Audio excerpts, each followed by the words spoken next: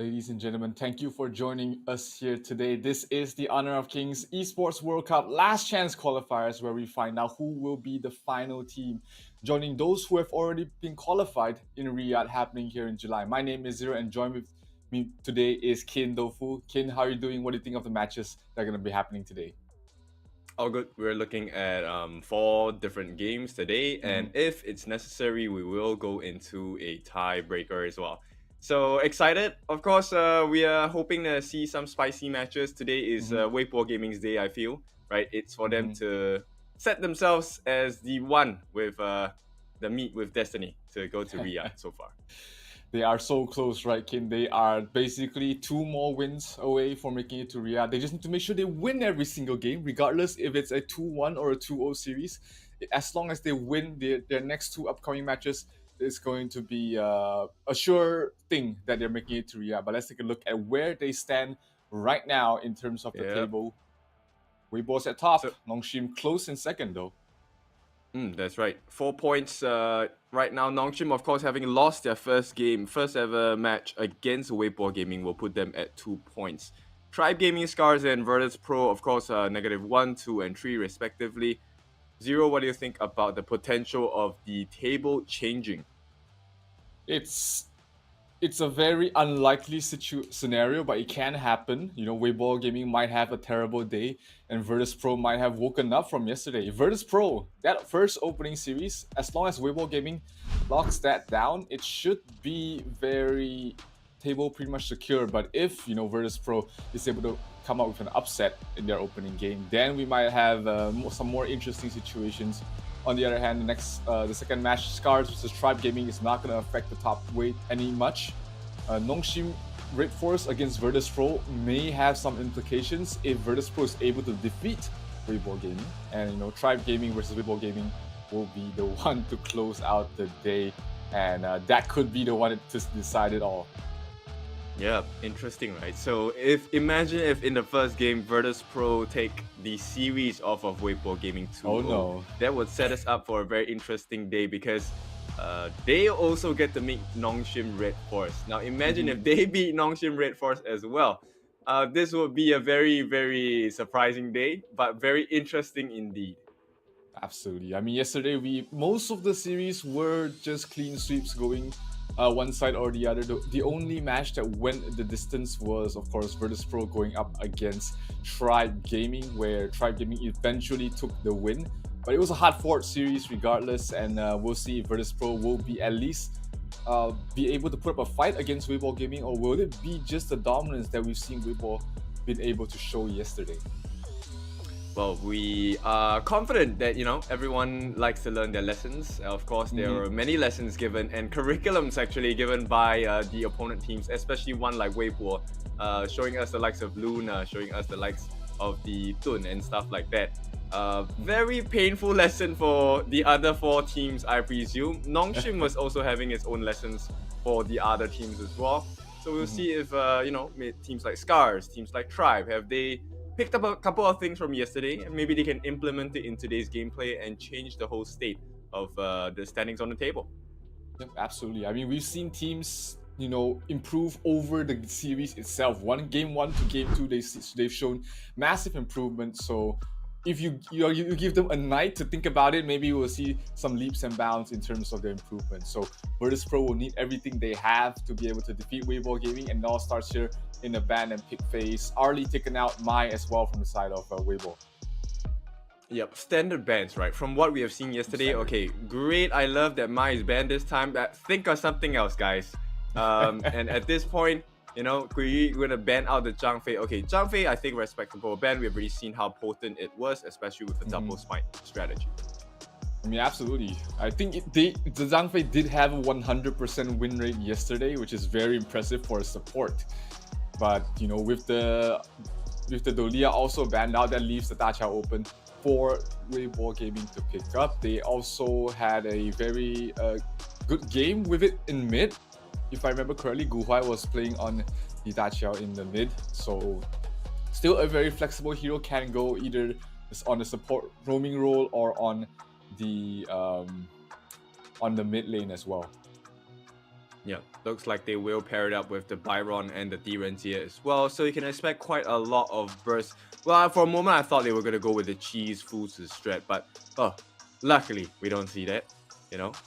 So Guhai, of course, going to face a couple of problems here. It is going to be tough to fight against the long-reaching arms of Mac, right, who will be having the hands of his hands on Lady Sun. Yeah, Lady Sun has been the marksman of the day along with Arlie yesterday.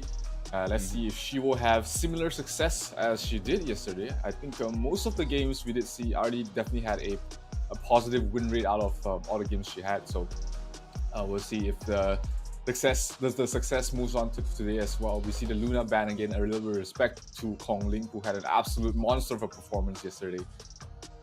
Yep, the thing as well, right? I think Kong Ling has already showcased to us that he is a player that we need to watch out for, especially for the other teams as well.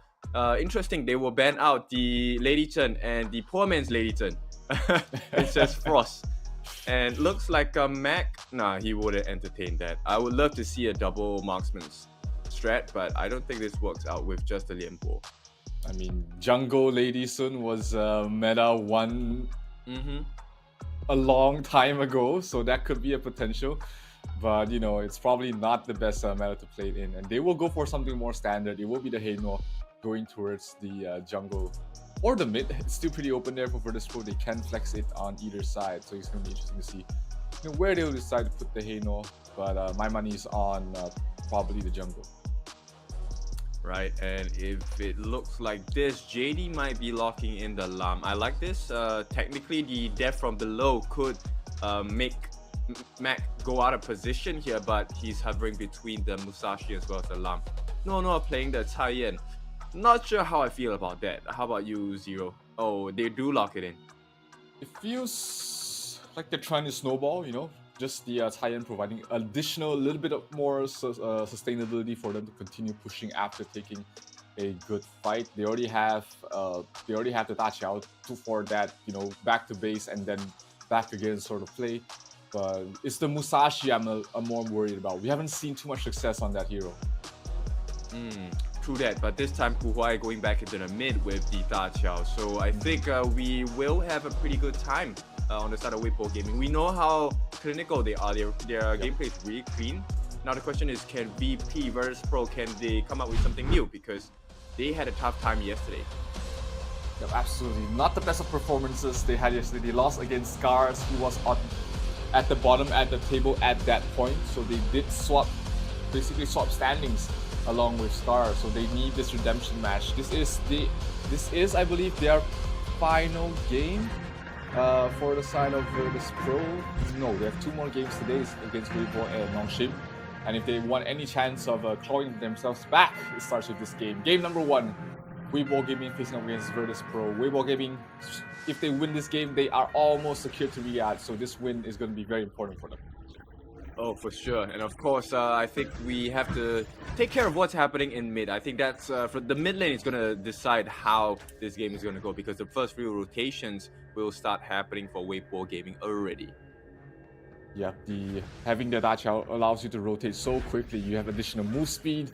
You have a very potent wave clear with your 2 skills. So they have that going for them. But Prince as well as Fadden will be more than happy to take away one of the jungle camps away from the Musashi just to slow him down a little bit. Not going to be too detrimental, however, but it is still a little bit of an annoyance for the Musashi. Yeah, Musashi actually wants to jump onto Prince here. Yep, and but with the tower this early on, you probably cannot survive under the tower. Guhai meets Vex. Vex tries throw a couple of his lances at him, just chipping away at Guhai. But being a Daqiao, he's not too vexed about losing some HP against Vex. And with the tie-in to be able to heal him up if they need to, he's gonna be a-okay. Level 4 already though on towards Vex. Definitely caught what you did there. At this point, yes, it does get quite vexing for the side of Weibo Gaming if the jungle camps are unable to be stolen away from the opponents, right? So Virtus Pro actually doing pretty well. But on the bot lane, Mac looking a little bit unhealthy. Likewise, it's a cross-map play for both sides. Oh, they did get the kill on towards Vex. He popped his ultimate, but not in time. Face rewind, not able to keep him alive. Meanwhile, bottom lane, they survived on JD. I mean, when we turned away, I thought JD was dead for sure, but the healing coming from No definitely keeping him alive. And Mac not gonna be too happy about missing that kill. They did lose 2 on top, so far it's just been Weibo Gaming taking the lead in terms of the kills, but at least they can put some pressure on this tower. But without the creeps, with the tower shield still up and running, they are not going to be able to do anything else. So Weibo Gaming off to a hot start. Yeah, for sure. I think at this point, 1.5k goal lead, nothing too monstrous thus far, but we know how they like to take that lead, right? And Weibo Gaming, ready, let's go. Yeah, Weibo Gaming, the moment you give them a little bit of a lead of a little bit of an advantage, you know that they are going to turn up the pressure, turn up the pace here. Top lane, they're trying to make some moves on towards Neron, but with the tower still left standing, they are just going to focus on towards that. It's hard. It's a hard kill on this Mayin, already level 4, but oof, just 2 hits, 2 skills from Guhuai. She's already down to half health. Yeah, that's quite a pain in the butt, right? So Guhuai, oh, hang on, they're looking for something. Bottom lane, Kongling catching out Fadden. Fadden's still too tanky at this point though, and not gonna achieve anything here for the side of Weibo Gaming. A lot of damage being dealt there by the Angela. Blazing Brilliance, not gonna be able to finish off anyone though, so it's just gonna be back to more of a stalemate position. Guhai wasn't there to provide the CCs as well, but meanwhile top lane, they're able to bring down the top tier 1 tower. That's gonna be a little bit more of an advantage going towards the way of Weibo. Yep, not exactly the best case, right, for Neron here. Seems to be struggling. He's only at level 5. Gui already going at level 6. Hang on, mid lane. Prince almost dropping, but it will be the Haynor that falls. Space rewind not in time. And Prince will have to pick up the pieces there in the mid. This Haynor in the jungle has not been able to perform very well so far. He's just been this is his 2nd death already, and Haynor, you don't like to die a lot. You don't need kills, but you really don't want your tempo to be stopped by deaths. Yeah, in a short moment, 3 kills over to the side of Weibo Gaming, and you can definitely see the start of this snowball, right? There's a lot of a level difference here. Double buffs for Kongling. Yeah, bottom lane, they are trying to get something for themselves here, Virtus Pro. But tower is still alive for a little bit longer. The tower shield has gone down, so Max should be able to get the tower. But Fadden is taking a lot of damage from that. He is a Liempo, however, he's able to heal back up, and here comes the ultimate from the Daqiao, bringing everybody to the jungle, making sure that Haynor does not get the Azure Golem buff, and that also enables them to go for this Tyrant. So a very aggressive play with the Daqiao ultimate, allowing them to secure this objective, and they're going to be able to get back to lane really quickly as well. Mid lane, a lot of damage being dealt to Guhuai, but he should be a-okay. Yeah, and that's something that's really worrying, right? Blazing Brilliance is something that you expect, hey, we're going to be able to burst you down in a matter of seconds. But the fact they can't even kill Guhuai is quite concerning for the side of VP. Yeah, probably needs a couple of items. Staff of Reverberation needs to be completed there for Prince, as well as maybe the Mask of Agony to provide a little bit more damage. Still, the wave clear is very annoying, as well as the CC immunity that it provides ensures that Prince will not be in any danger whatsoever. But the one dangerous here is towards the top lane. Kongling is rotating there. They're trying to bring down the top tier 2. They will get it without much contest. And Weibo Gaming has a lot of the objectives across the map already. Top lane, Mayin in trouble, trying to run away, but the chase from Musashi, way too sticky, way too fast. Another Guhuai gets bursted down. You were talking about the Angela burst. It was just enough. Fadden trying to knock him up. He has his ultimate, knocks up 2. Can he get back in time before he's stunned up? Yes, he can. But Musashi towards the back line. No, it's the Guiyu getting the double, getting the triple. That's going to be an almost ace, leaving only Vex left alive for the side of Virtus Pro. And with that, Weibo Gaming will go for that top tier 3 tower. It will not stand long in this world because everybody is down. The tower is gonna fall, and the first tier 3 in 6 minutes going towards the way of Weibo Gaming. Well, they're on track to be one of the fastest games we have seen over the past week. And 6.5 minutes, I mean, they almost had it. They could have ended pretty much there if, VP made one more mistake. Let's take a look at the group of the items. We will have the Master Sword being completed very soon from Mac as the shutdown comes down. There's a lot of extra gold for the mid laner. So Venomous Staff, that's why she doesn't have damage. Yeah, she's just trying to reduce the healing from Taiyan, but at this point, Prince in trouble. There's no way to save yourself. She's gonna fall. Lianpo knocks up too, but is there any form of damage coming from the side of Virtus.pro? Looks like there might not be. Mayin is gonna fall. They do lose Kongling as well as Guiyu, but ultimately a quadra kill going towards the way of Kongling. I mean, we talked about Musashi not having a great game yesterday. They're trying to make amends for it today.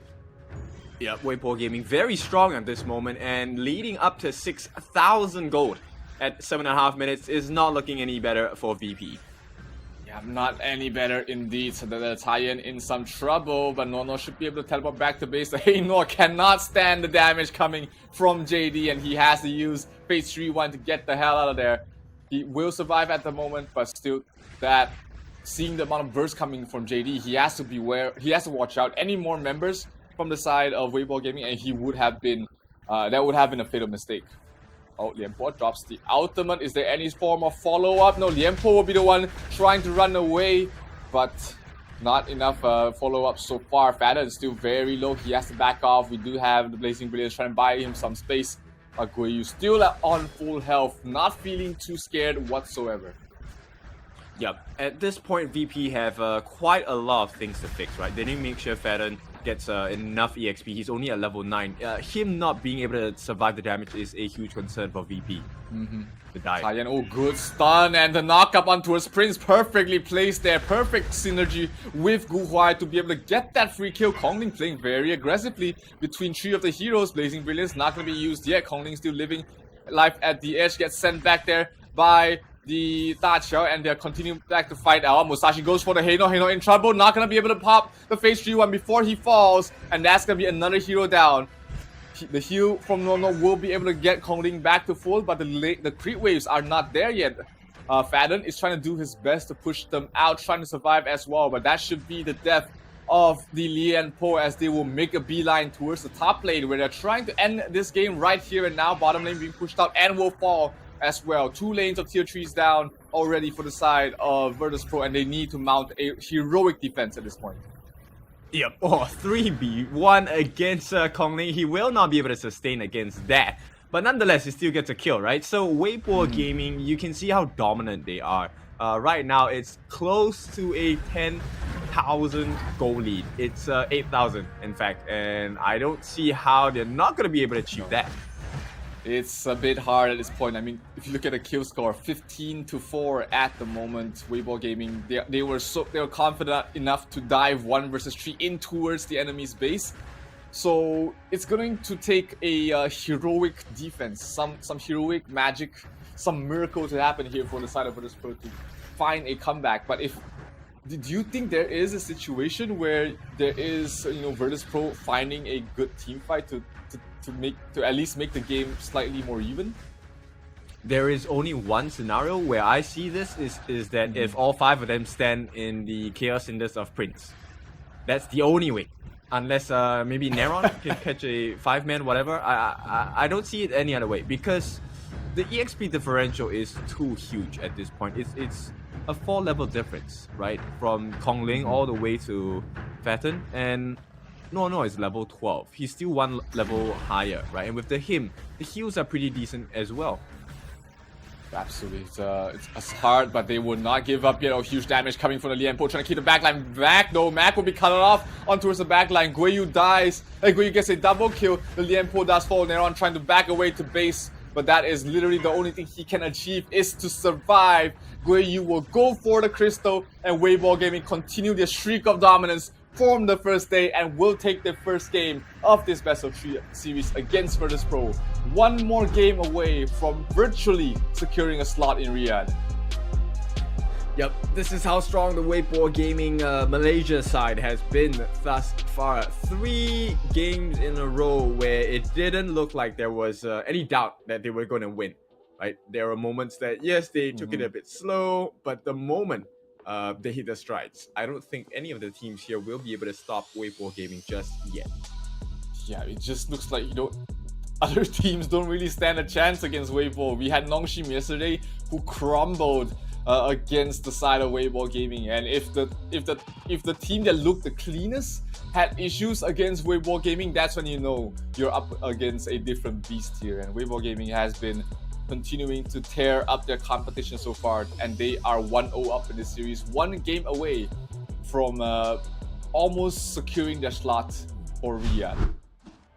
I believe if they win this, it would be a guaranteed ticket. But let's take a look at what the guarantee is. It's Kongling as the MVP. Of 10 course. 2 and 6, 75.3 thousand damage, only 37.6 thousand damage taken.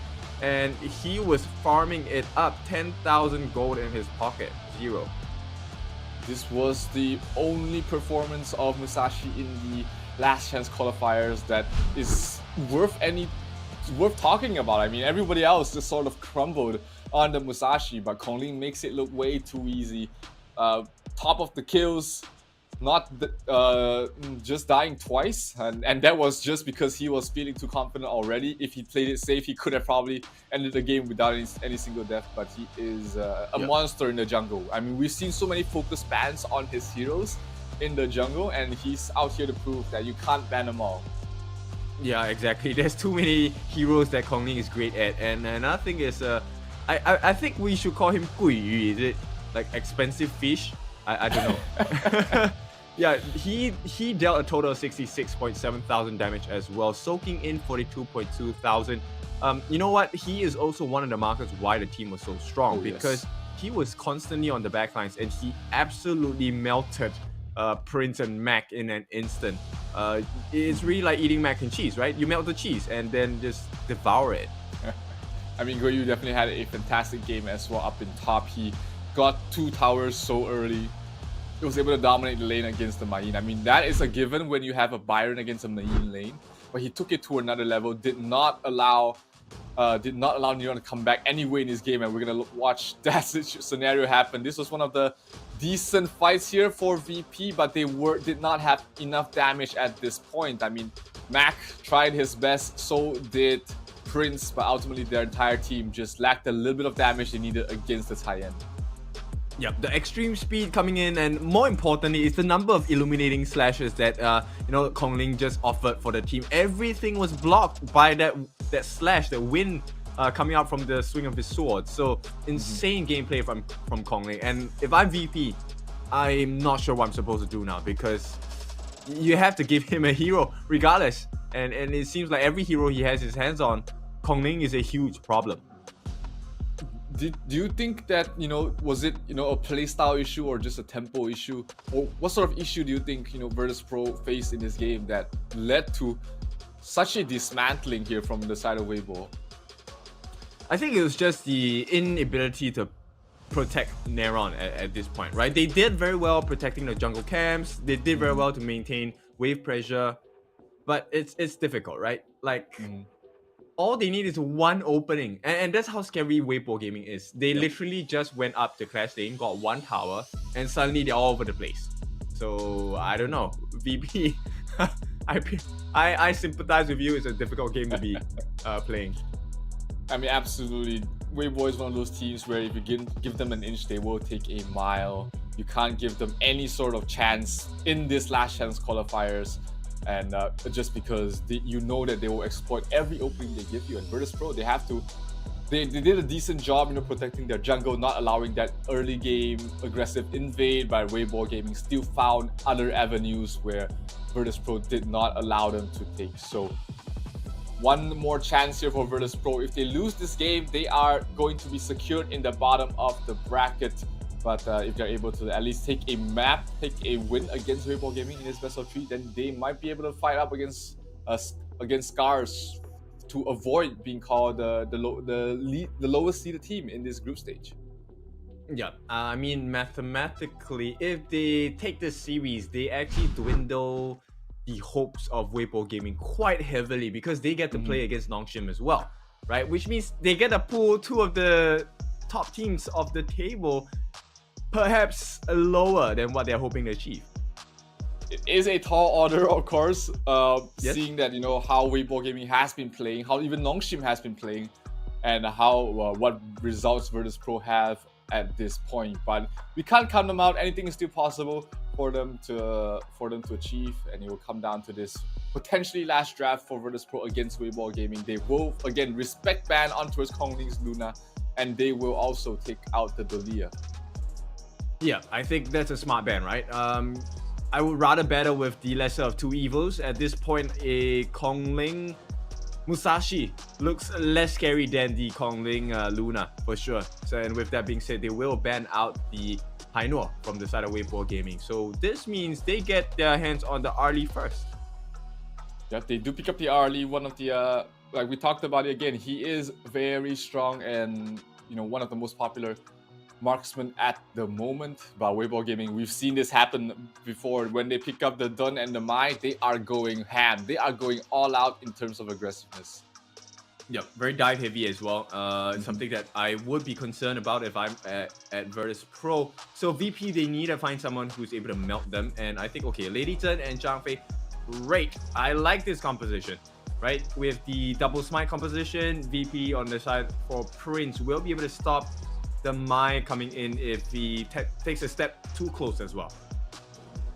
Absolutely. It's a very teamfight heavy lineup from Virtus Pro, so they can definitely punish the aggressive moves early if they respawn properly, and their mid game looking very strong. I mean, so far VP hasn't been the team with any draft issues, in my opinion. They seem to always been able to put up some very solid drafts. It's just the movements across the map and the early game, the way they respond to early game aggression, that's really faltering.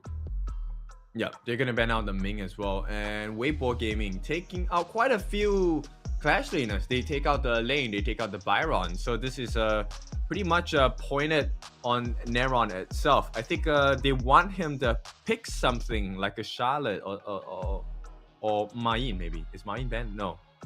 Yeah, they are expecting a very forced lineup for Neron. Yeah, they are. I mean, Main in that lineup, not my favorite hero. They do need a more active Clash laner. In my opinion, something like a Sun Tzu that can be able to join fights early, and they seem to have the same train of thought as well. They want someone to join the fights early. Oh, first showing of Li Bai. This is gonna be fun, Kin. Yep. Oh, I absolutely love this. I mean, go out with a bang, right? If you need to have some fun, go and have it, but make it flashy as well. And I like this. And I agree, right? Weibo Gaming wanted VP to lock in and see if they could give Neron a bad game, because let's be honest, I think the mindset for them now is, hey, Neron is not as strong in the laning phase, let's find a win from there, right? But this Sun Tzu pick, I think it could make the difference for VP. Oh, is that a Yao? Yes, the shining star. No, it's just a tease, right? A support? No, it's not a support. It's gonna be a Clash lane Yao. Is it really? Oh wow! Oh, okay. Lovely. Okay, the newest hero in Honor of Kings will be gracing the Heroes Gorge with us today, and we get to see it played in a jungle role where the Dun will be going towards the Clash lane. So, wow, okay, I mean, we get Li Bai and the Yao in the same game. Yeah, exactly, right? So a lot of movement across the map. Of course, Li Bai offers a little bit more iframes compared to his counterpart here on the Shining Star. But I mean, Zero, this makes me super excited because, okay, if it's just based on the draft, I think we'll get a lot of action even before the 4-minute mark. Absolutely. I mean, you've got the Mai, you've got the Dun.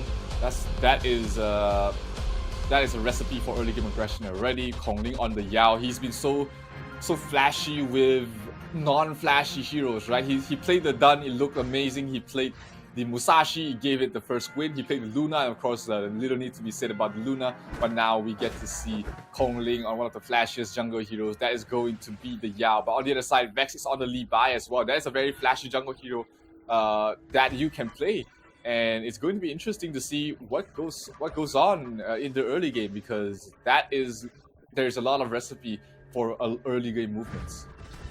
Yep. Actually, at this point, I think it's looking similar to Game 1, right? I think Weibo Gaming should have a decent start. They will not be allowed to steal the camps, but who are you here taking a 1v2?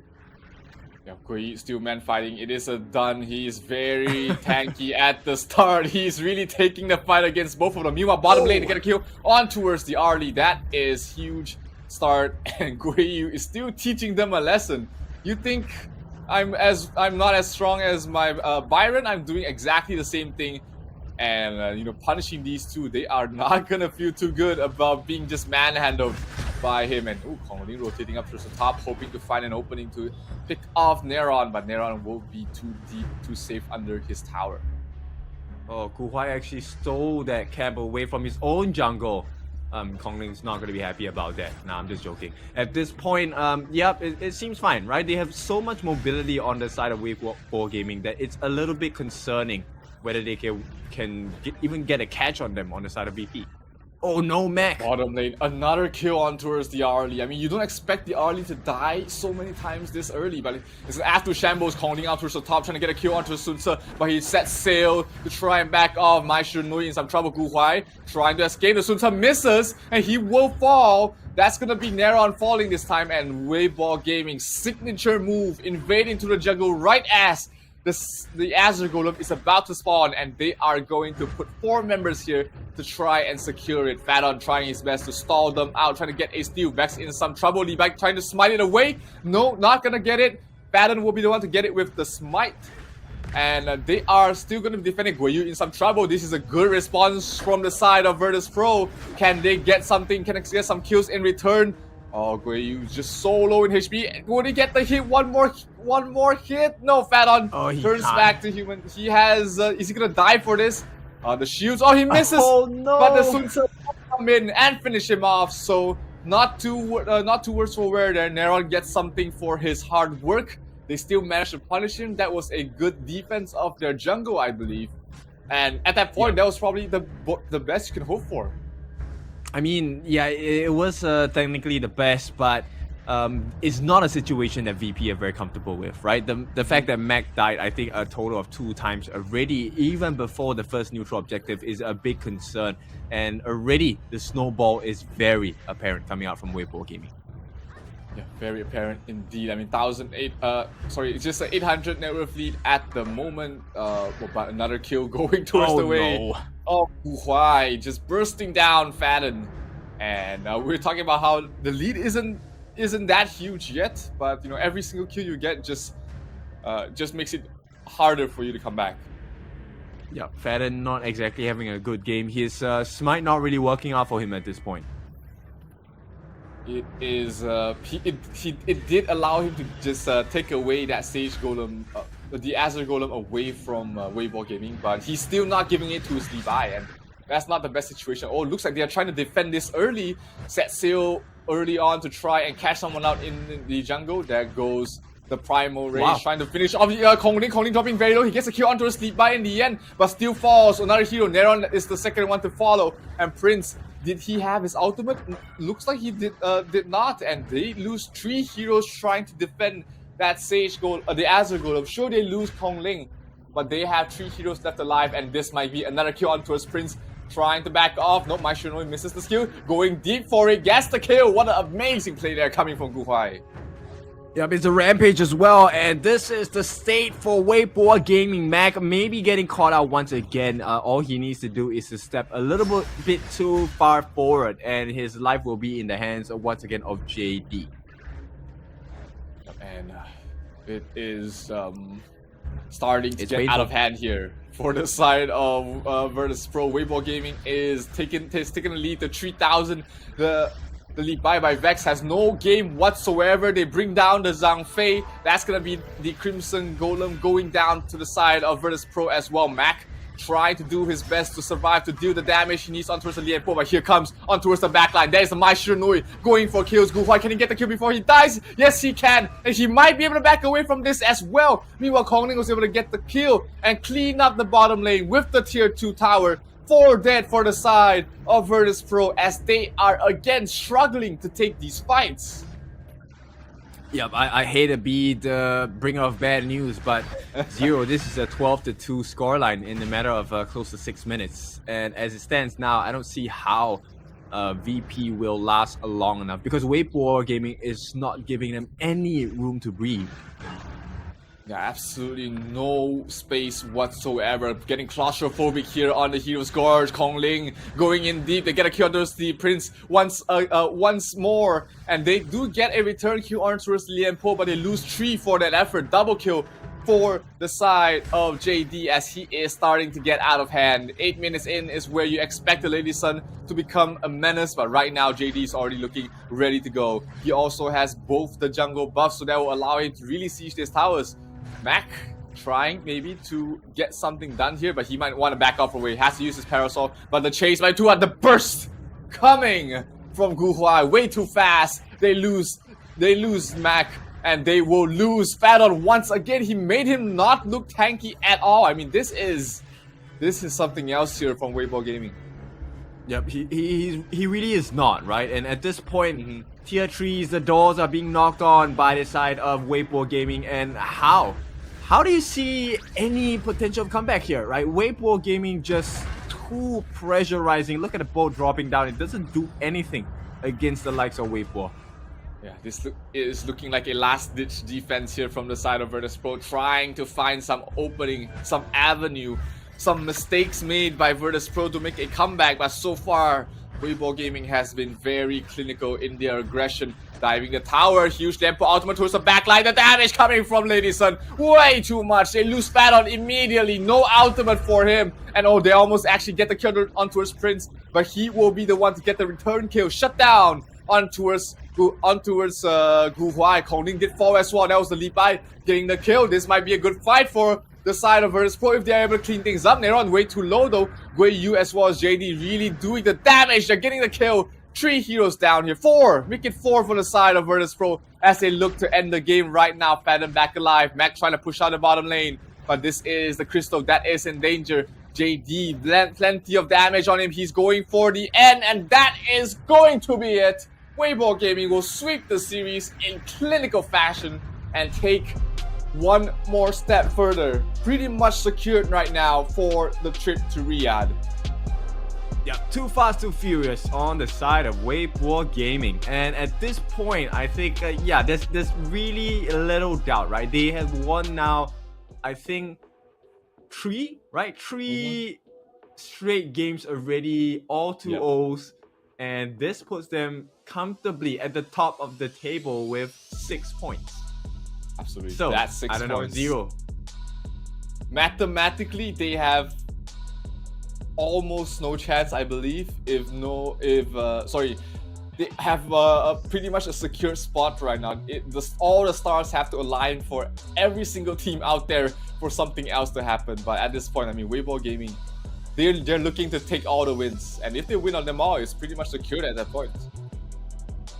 Yeah, let's take a look at the MVP of the game first, and that is definitely going to be Gui Yu. I'm going to change the way I pronounce this guy's name. He is an expensive fish right now. 4-1 and 11, dealing a total of 49.3 damage. And this Clash lane is just an absolute beast. 49.5 thousand damage taken as well, right? So 0, I think it's hard to argue why Virtus.pro couldn't really do anything, because this guy was just insane, and all he had was an Iron Phoenix and Ominous Premonition. I mean, absolutely. That top lane where they sent the Zhang Fei as well as Sun Ce to 1 versus 2 came to give the Sun Ce a better lane. The Gui Yu just said, "Come at me, bro. I can take any fight you want to give me," and really, from the get-go, it was just Weibo Gaming winning all 3 lanes. Bottom lane, Mac had an absolute terrible game, and he wasn't able to do anything as well. So it is just a slaughter on all 3 sides from the side of Weibo, and as usual, they never give an inch. Yeah, for sure. I mean, take a look at it. The EXP difference, right? It's a 3-level difference between Mac and JD, and as a farm lane, you know that even a 1-level difference makes quite a huge increment in the amount of damage you're taking right from your opponent. So JD being 3 levels ahead, not a sight that he likes at all. Absolutely not a sight that you want to see. And Weibo Gaming definitely setting their sights on towards the trip in Weibo to Riyadh. They probably have their flight tickets already booked at this point, maybe just applying for the visa. But it is, again, they're looking to join their Malaysian brethren, that is Team Secret as well as LGD, in the Esports World Cup for the Honor of Kings. And they are really embodying the spirit of how Malaysian teams play Honor of Kings. Aggression from the get-go. Very, very clinical plays as well.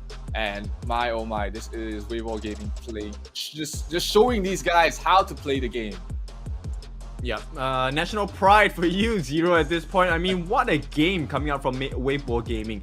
They will join the likes of LGD Gaming from Malaysia, as well as Team Secret, the other Malaysian counterparts, as they look to really just put their mark on this competition, right? Because they have one more game today. And I think regardless of how the other teams play, if they win that last series, there is absolutely no way anyone else is going to be able to catch up to Weibo Gaming.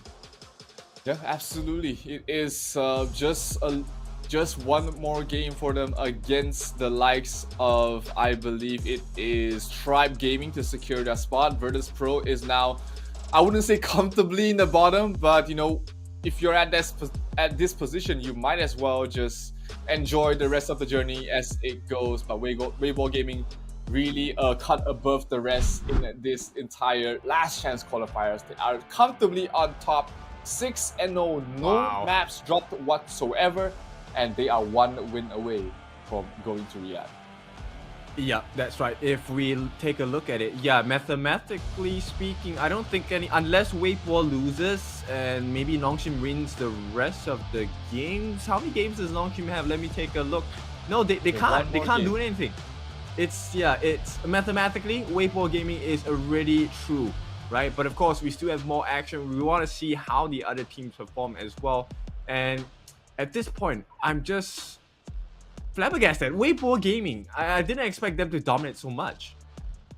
Yeah, absolutely. I mean, you know, during the prep for this entire last chance qualifiers, we thought, hey, you know, Tribe Gaming might be the ones to give a surprise. NONGSHIN definitely looking like a force to be reckoning with.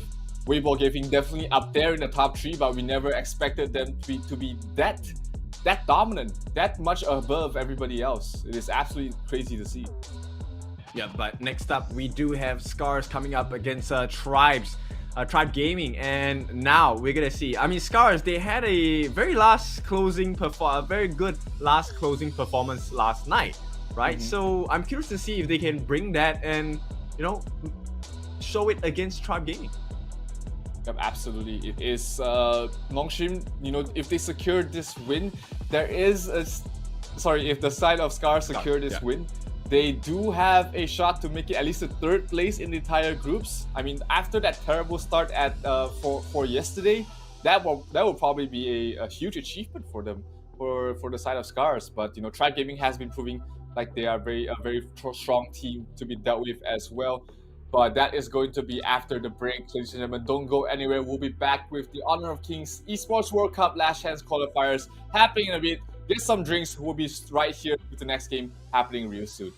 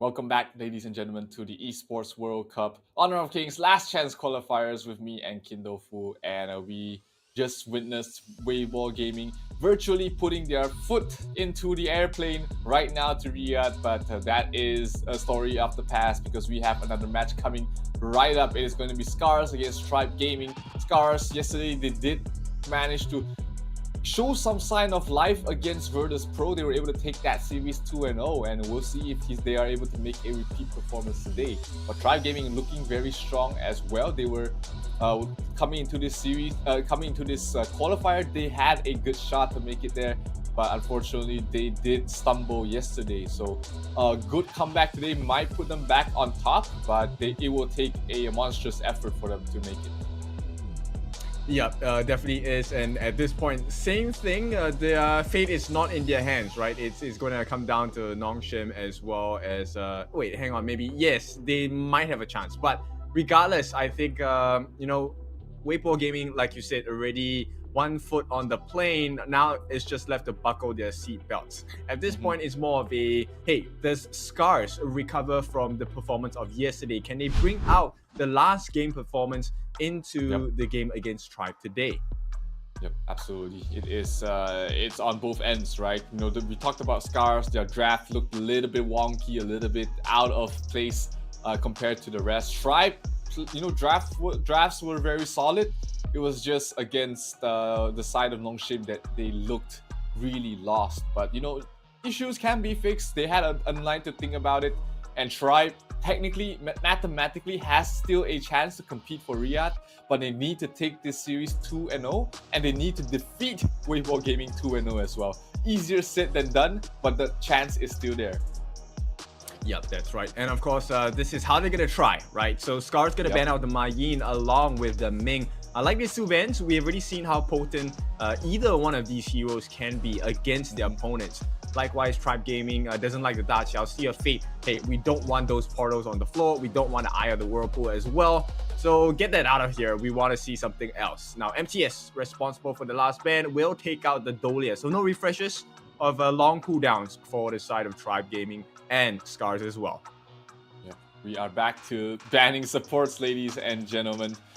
And it is, it's gonna lessen the pool of supports quite a bit. SCARZ really love that Mai Shiranui, and they're gonna put it in the hands of ASD once again. Tribe, Zhang Fei is open. Are they gonna pick it right here? Because if they don't, and if SCARZ gets their hand on that, then it becomes a very tricky situation to draft your supports, because not many of the good ones are left in the pool. Looks like Tribe will decide to go for the Lady Sun as well as the Dun. So Arlie available for SCARZ. They can go for an Arlie Zhang Fei here. That can be very potent as well. Was it Tribes yesterday that had the super long game where they went like full tank all the way? Was it that? SCARZ. That was SCARZ. They went for SCARZ. the Dr. Okay. Bien and the Zhang Fei. Yes, but okay, this reminds me, hey, probably going back into the jungle and giving Arashi the farm lane instead. I think he has been much more impressive on the jungle rather than on the farm lane, and based on how they performed yesterday, if they keep that formula up, I think they can give Tribe Gaming a run for their money. Yeah, definitely possible for SCARZ to make that sort of play. Sun Bin is picked up there for Tribe. Like we said, once the Zhang Fei is taken out, there's not too many of good supports left in the pool. Sun Bin in this scenario, I think it's a pretty okay pick. I mean, it's great against the Arlie, it's decent against the Mai, but not one of those supports that is on top of the table right now. Yep, and with that being said, this leaves the Clash and the Clash and Mid open for the side of Tribe Gaming. They will take out the Kaiser. No big tankiness coming out. You already have the Zhang Fei, don't be greedy. And likewise, they will take out the Pei. And lastly, SCARZ will ban out the Lady Zhen as well as the Hainor.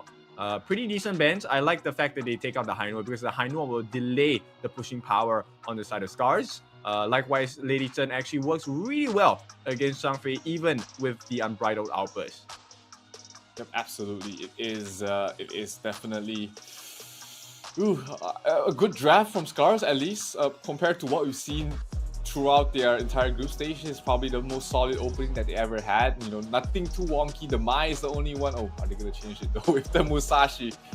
And I guess the question is as well, Kin, is Arashi and Tei gonna switch up their roles again, or are they gonna go with what works in their only win against yesterday? I think they should keep it status quo, right? I think Tei should just keep it in the jungle. He has been really impressive so far. And Ochik, of course, going to be helping Rilva get that lane. In that case, and I love if they could pick up the Tiao Chan or even the Kanemo. I think that makes a lot of sense. The burst potential will be good. You know, Tei on the Musashi, sure, he does have his S1, which is the illuminating slash, right? But it's not always you know, not on cooldown. It does have a cooldown, albeit it can be short if he procs with his passive. But I think they might be considering the Tiao Chan instead. Or Princess Frost might be the one. A little bit more CC for the team. There's a lot of CC. Sorry, Tribe Gaming has the Byron, the Dun, the Sun Bin, as well as Princess Frost. That is just a full team of crowd control for the Lady Sun to start dealing damage from the edge. So far, just looking at the draft, you know, who do you think has the edge? I think if we take a look at the execution of the players, I actually prefer SCARZ draft a little more. But if we're looking at just overall who has more synergy in the team, I believe Tribe Gaming actually has it down instead. So it's 50-50 for me. It really depends on how they execute the draft. Both teams have a very strong and multiple win conditions as well. So let's see. I mean, Zero, your thoughts?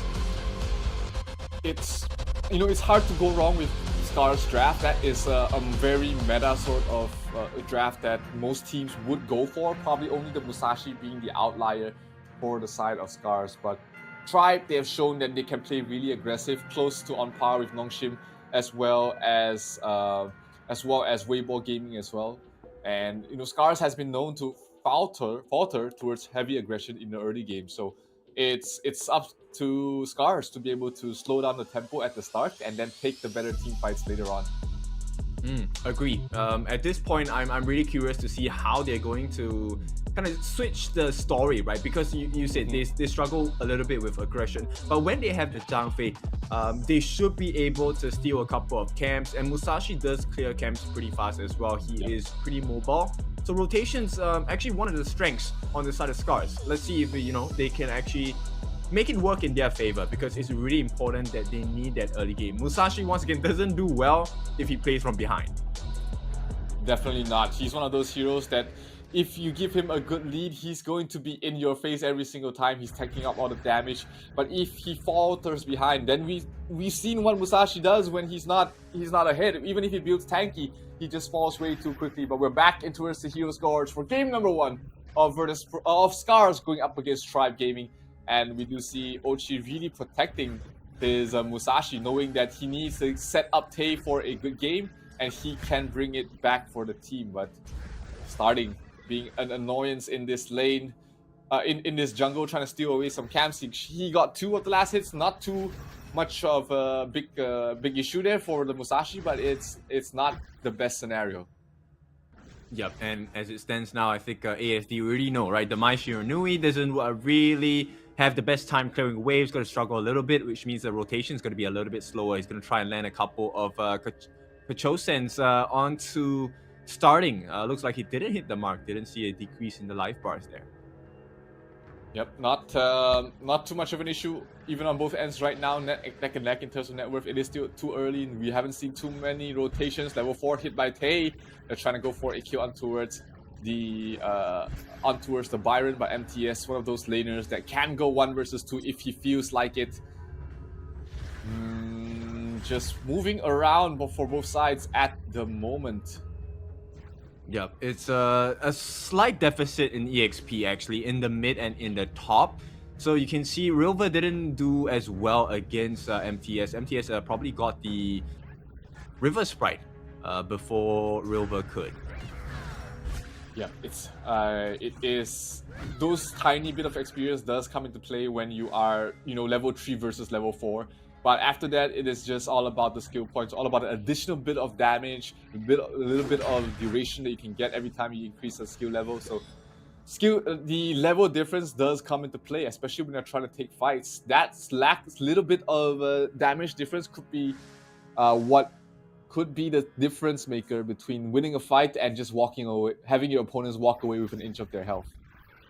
Yeah, so far the jungle camps haven't really been threatened from either side, so we're pretty even in terms of like the gold, right? Gold accumulations. Shields are still up for all the turrets. It's really this first play on the bot lane. Can they make something happen? Oh, bot lane definitely making something happen, getting a kill on towards ASD already. Great start here for the side of Tribe. Lots of ultimates committed though, but they will be up before the Tyrant spawn, so great start from the side of Tribe.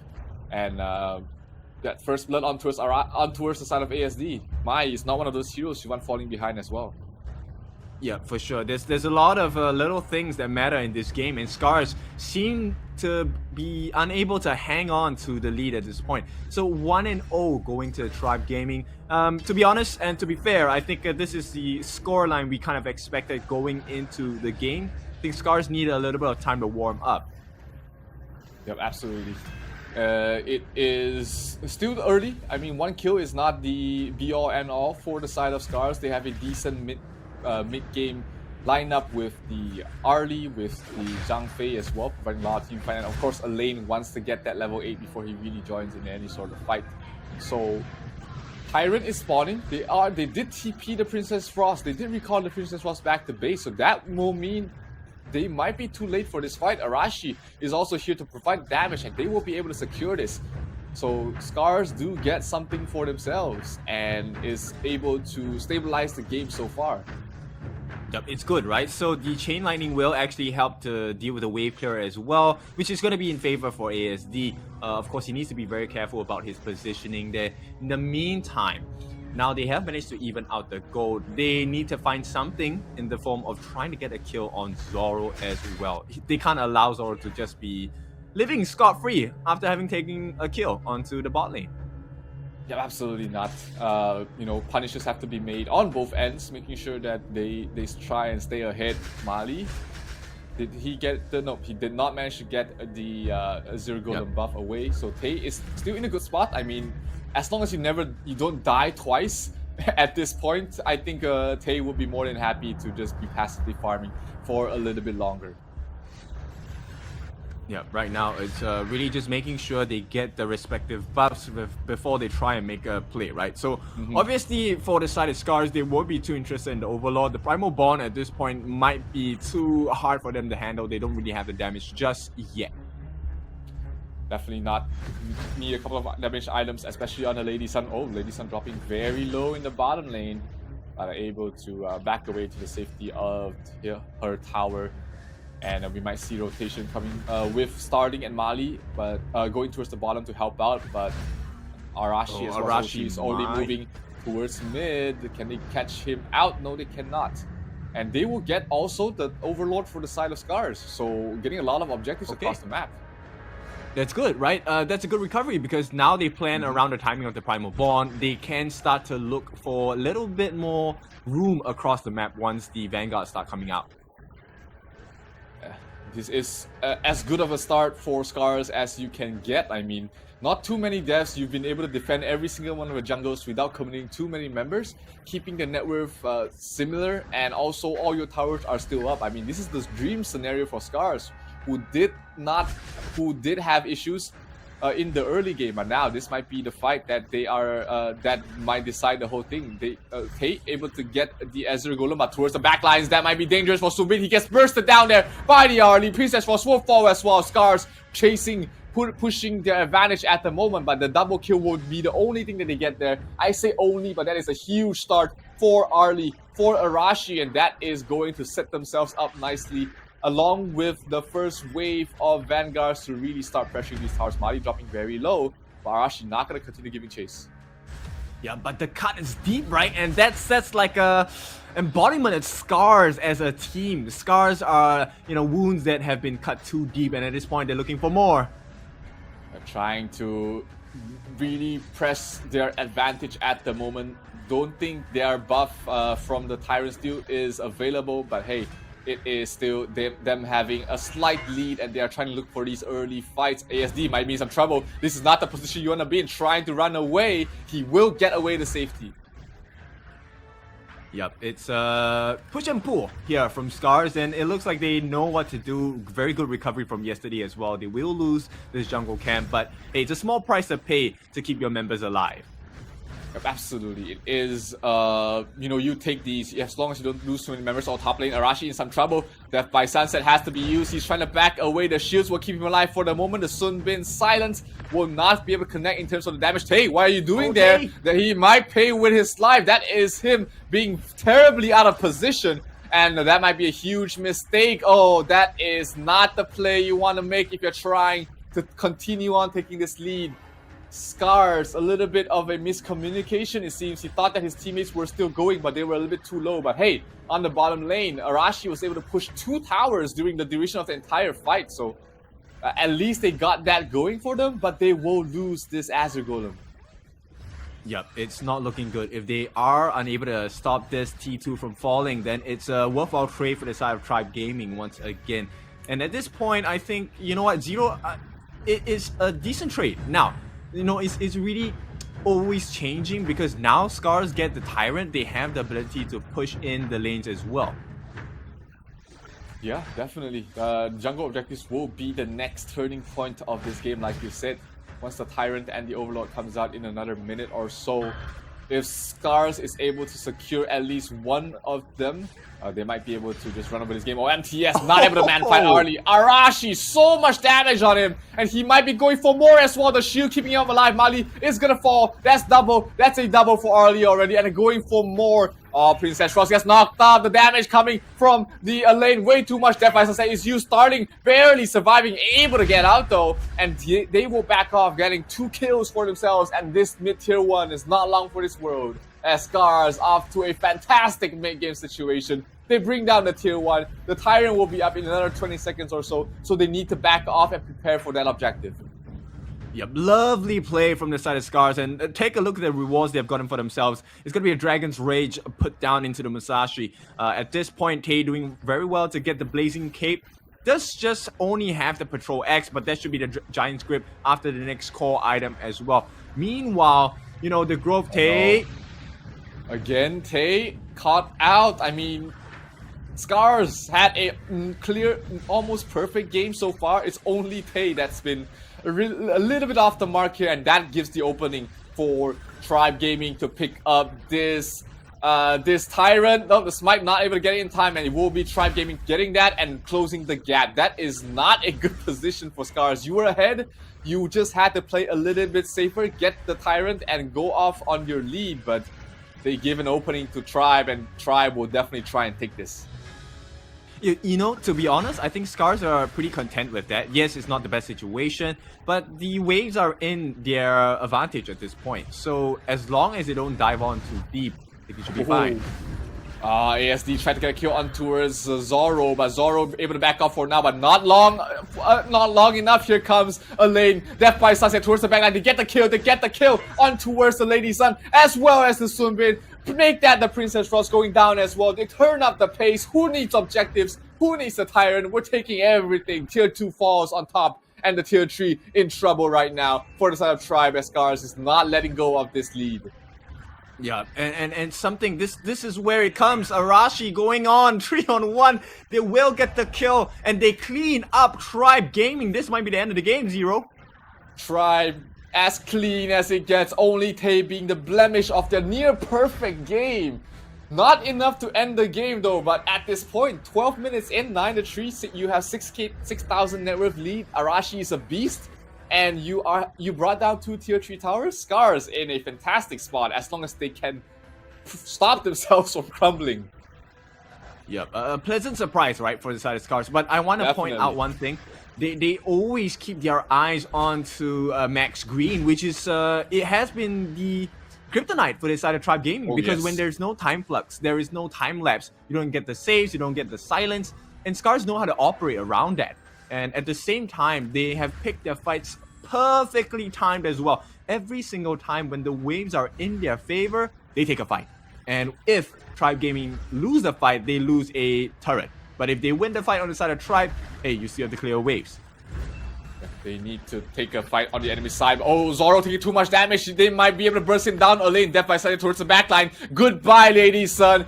Good night, Tribe, as it looks like SCARZ will try and end this game right here. Now, this might be a little bit too aggressive. There is no creeps here under the crystal. They're taking a lot of damage. Arashi, oh, bursts down. Mali will be ASC to take the last hit. And with the Vanguard, they should be able to end this right now. Unless Arashi dies, they must keep him alive. No, he falls! Sunbin will be the one to finish him off, and they might not have enough damage to end this game. A little bit of a mistake being done there by SCARZ, but it is not enough for Tribe to come back in this game, as SCARZ will have enough damage on the Musashi to end this game and take this series lead 1-0. What a performance from SCARZ!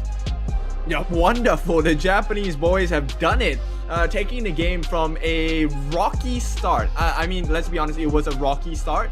All the way to a dominating performance at the end of the game. I forgot the timer on the match itself, but I think it was pretty quick.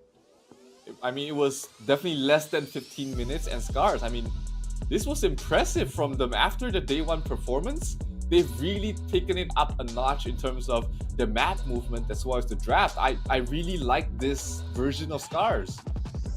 Yep, but it's unfortunate, right? Where was this SCARZ in day one? This would have been the perfect performance to put across as SCARZ. But let's take a look at the MVP of the game, man. I mean, SCARZ, I feel like it has to be Arashi at this point. And yes, it is going to be Arashi. 8-1-3. 117,500 damage. I mean, Zero, what do you think about this performance?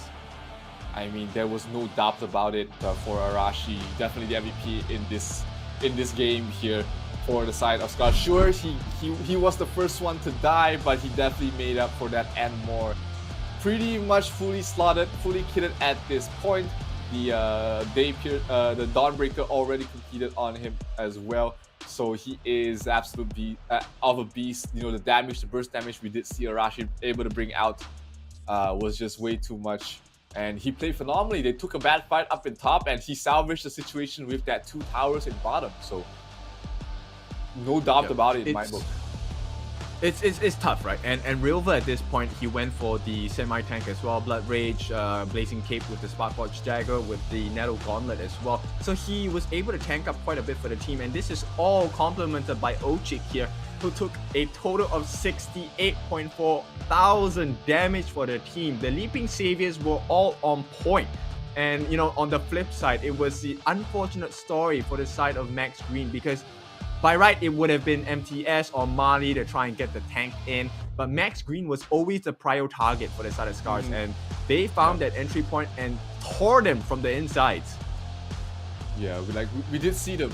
Every time they are able to pick off Max Green at the start of the fight, you know, without that huge team fight ultimate in the time flux, it is very difficult to shut down the early. And towards the late game, Elaine did a fantastic job as well, being able to constantly pressure Zoro, not letting Zoro deal free hits, and was able to just shut him down as well. Fantastic game from SCARZ, true and true, never falling too far behind at the start, and once it reaches that mid-game, that 8-minute mark, you see them really taking control over this game. Oh yeah, for sure. And at this point, if you take a look at the KDA as a team, it really is SCARZ playing better as one unit, right? And let's take a look at the replay here. At the start of the game, this big fight really changed it. The jump onto Max Green made the world's difference. Yep, absolutely. No time flux means Arlie can go ham, and hey, a little bit of an off game for him. He looks like he was a bit lost. His entire team was already backing off, but he shows up to the fight. But here, Arashi securing his MVP basically just from this fight, getting a kill on towards Mali, a mano-a-mano situation. We did see, sorry, it was MTS. Mali did try and come and help, but he got the double regardless, and Arashi really just got out of control at that point. And once again, Zoro being chased down there by Rilver. Rilver never giving up. Death by Sunset finishes him off, and they go ham once again. I mean, this was just a very impressive performance from the side of SCARZ, and I hope they are able to do this once again, because this is the SCARZ that we sorely missed in the first day. Yeah, and if you look at it, right, River was just making so many plays for the team along with the Zhang Fei Ochik, always unleashing the beast at the right time. Now, this begs the question then, will we see a ban onto Zhang Fei? Looks like, you know, SCARZ is really making it tough not to ban out the supports in this game. Yep, I mean, 3 supports were already banned out. It was so telegraphed that, hey, Zhang Fei is the last good support that is available to be picked up.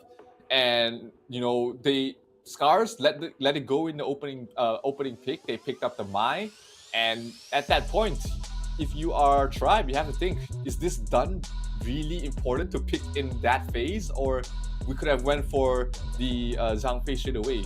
Tribe didn't do that. They let go of the Zhang Fei, and it was the biggest opening for the early Zhang Fei following. Yeah, I mean, this runs back into the skill sets and kits that the Mali Dun offers, right? So you have the Gale's Benediction.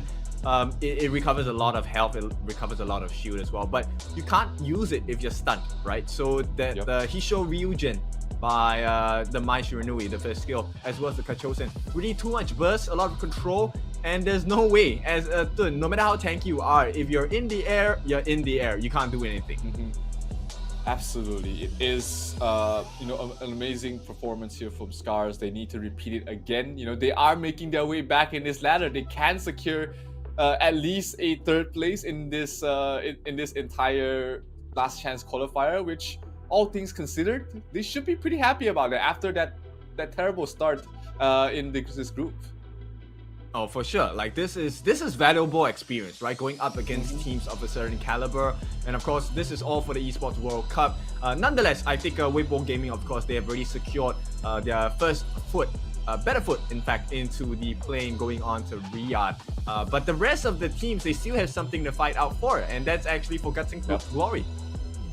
Absolutely, Guts and Glory indeed. But Tribe, if they lose this, their slim chance to make it to Riyadh ends here, because Tribe, they need to take this win in a clean fashion. They needed to win this 2-0. So if my napkin math is correct, Tribe just lost their only shot in making it to Riyadh. They needed to win 2-0 here, and then they needed to defeat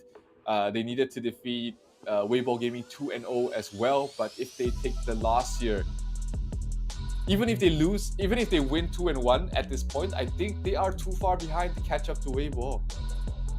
Yep, I think you heard the they tore the ticket a little bit. So at this point, it's a bit unfortunate, but hey, still valiant effort, right? And bear in mind, this is now against the new and improved SCARZ, the boys from Japan, who have been absolutely crushing it since last night with the last game. I think it was against Virtus Pro, if I'm not wrong. Yep. But nonetheless, it was a huge game for SCARZ, and SCARZ looked to repeat their performance today. You know, it wasn't looking that great at the start, but once they hit their strides, SCARZ, they really cut deep. Absolutely. I mean, that was... Oh, if they were performing this way in the first day, especially in the opening few matches, those were the more important matches against NONGSHIN, against the side of Weibo Gaming as well. You know, even if they are able to take one map away from their opponents, this might have been a completely different qualifier altogether. But hey, you know, no point crying over spilled milk. They'll have to try and get whatever they can get. You know, 3rd place is still fantastic and a very encouraging result after a bad start. So, you know, go SCARZ. I'm really rooting for them to take this win. Yeah, for sure. Me too, right? They have found a new fan in me, because I like the way they recover, and it's really not about the losses. It's not about so-called the quote-unquote failures you have, right? It's whether you learn from those mistakes and come back even stronger. And SCARZ, let me tell you, the recovery that they have shown is super impressive, right? Right now, I'm really curious as to, based on the lineup, right? Tay, I think he has been phenomenal in the jungle role. I'm not sure why they put him in the farm lane in the first place, but do you see a significant style coming out from SCARZ?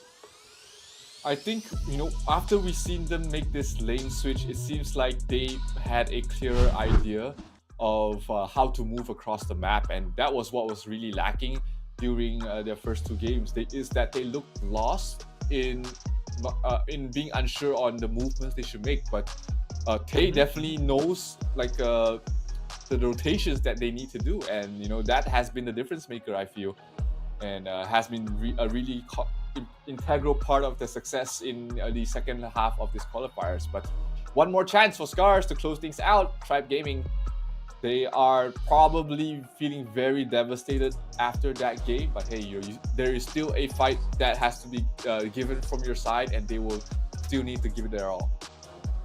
Yeah, so they will ban out the Sun Pin on the side of SCARZ, right? We will, yes, definitely see the ban on the Chang Fei. No Beast for you, no Da Chao as well. And I feel, yeah, we will be looking at more support bans. But at the same time, right, this opens up the doors for so many scary junglers. Like we have seen Musashi, we have seen Luna, right? We have seen Li Bai as well. Li Bai hasn't had the best performance in this particular competition just yet, but given the right scenarios and the right environment, he's gonna thrive really hard. So I'm expecting a couple of unorthodox jungle picks here.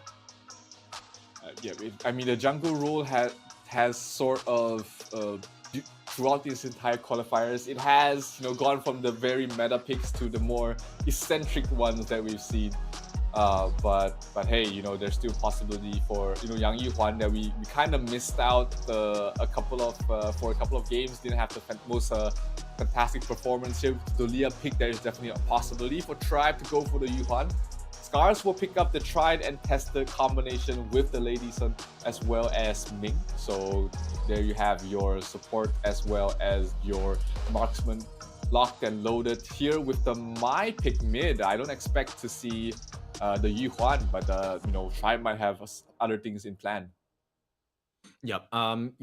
I like the idea behind it because you really need huge amounts of burst to deal with the Ming combination. Whatever farm lane it is you pick together with Ming, it's going to be a hard thing to do because the longevity is going to be able to help heal up Arashi pretty much the entire game if they don't kill off Ming in the first place. I like the fact for TIEBREAKER as well, he's going to be able to melt down people quite fast, but he does require quite a bit of itemization before that state can be reached. Yep, Sparkforce Blade and Doombringer is pretty much needed before he's really able to deal the damage he needs in the fight, especially against the Dharma. He always has to be careful, has to have his second skill ready to go whenever he's engaging in these fights. And looking at the draft so far, a lane ban out, good ban there for SCARZ, not allowing them to have a secondary ultimate. I would have loved the Heino on the side of Tribe, so much sustain on that hero, and it could be a huge detriment to the side of SCARZ, who's really focusing on bursting heroes down. Not to mention that Delia and Heino, the Heino can play even more aggressive, knowing that he can always have his Fate Rewind twice and be able to go back into the fight once again.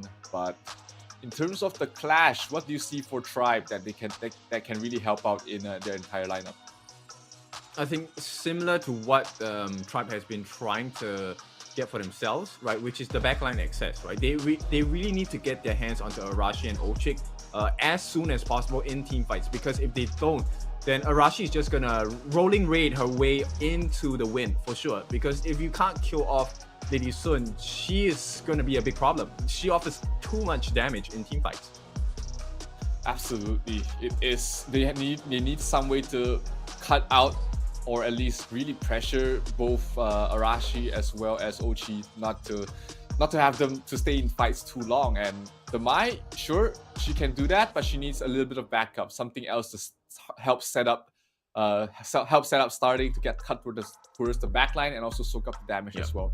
So I'm looking at maybe a Guan Yu or there's no lane, so a Guan Yu would have been the best, but looks like their Tribe has other things in mind. Instead of one hero, they want to put 3 on Arashi and River with the Menki as well as the Mayin pick. I like it. I mean, Dream Roam, you do get to use the bubble to fly in a circle. Maybe you could get access into the backlines. With the Dream Bubble as well, you could attack them and poke them from afar.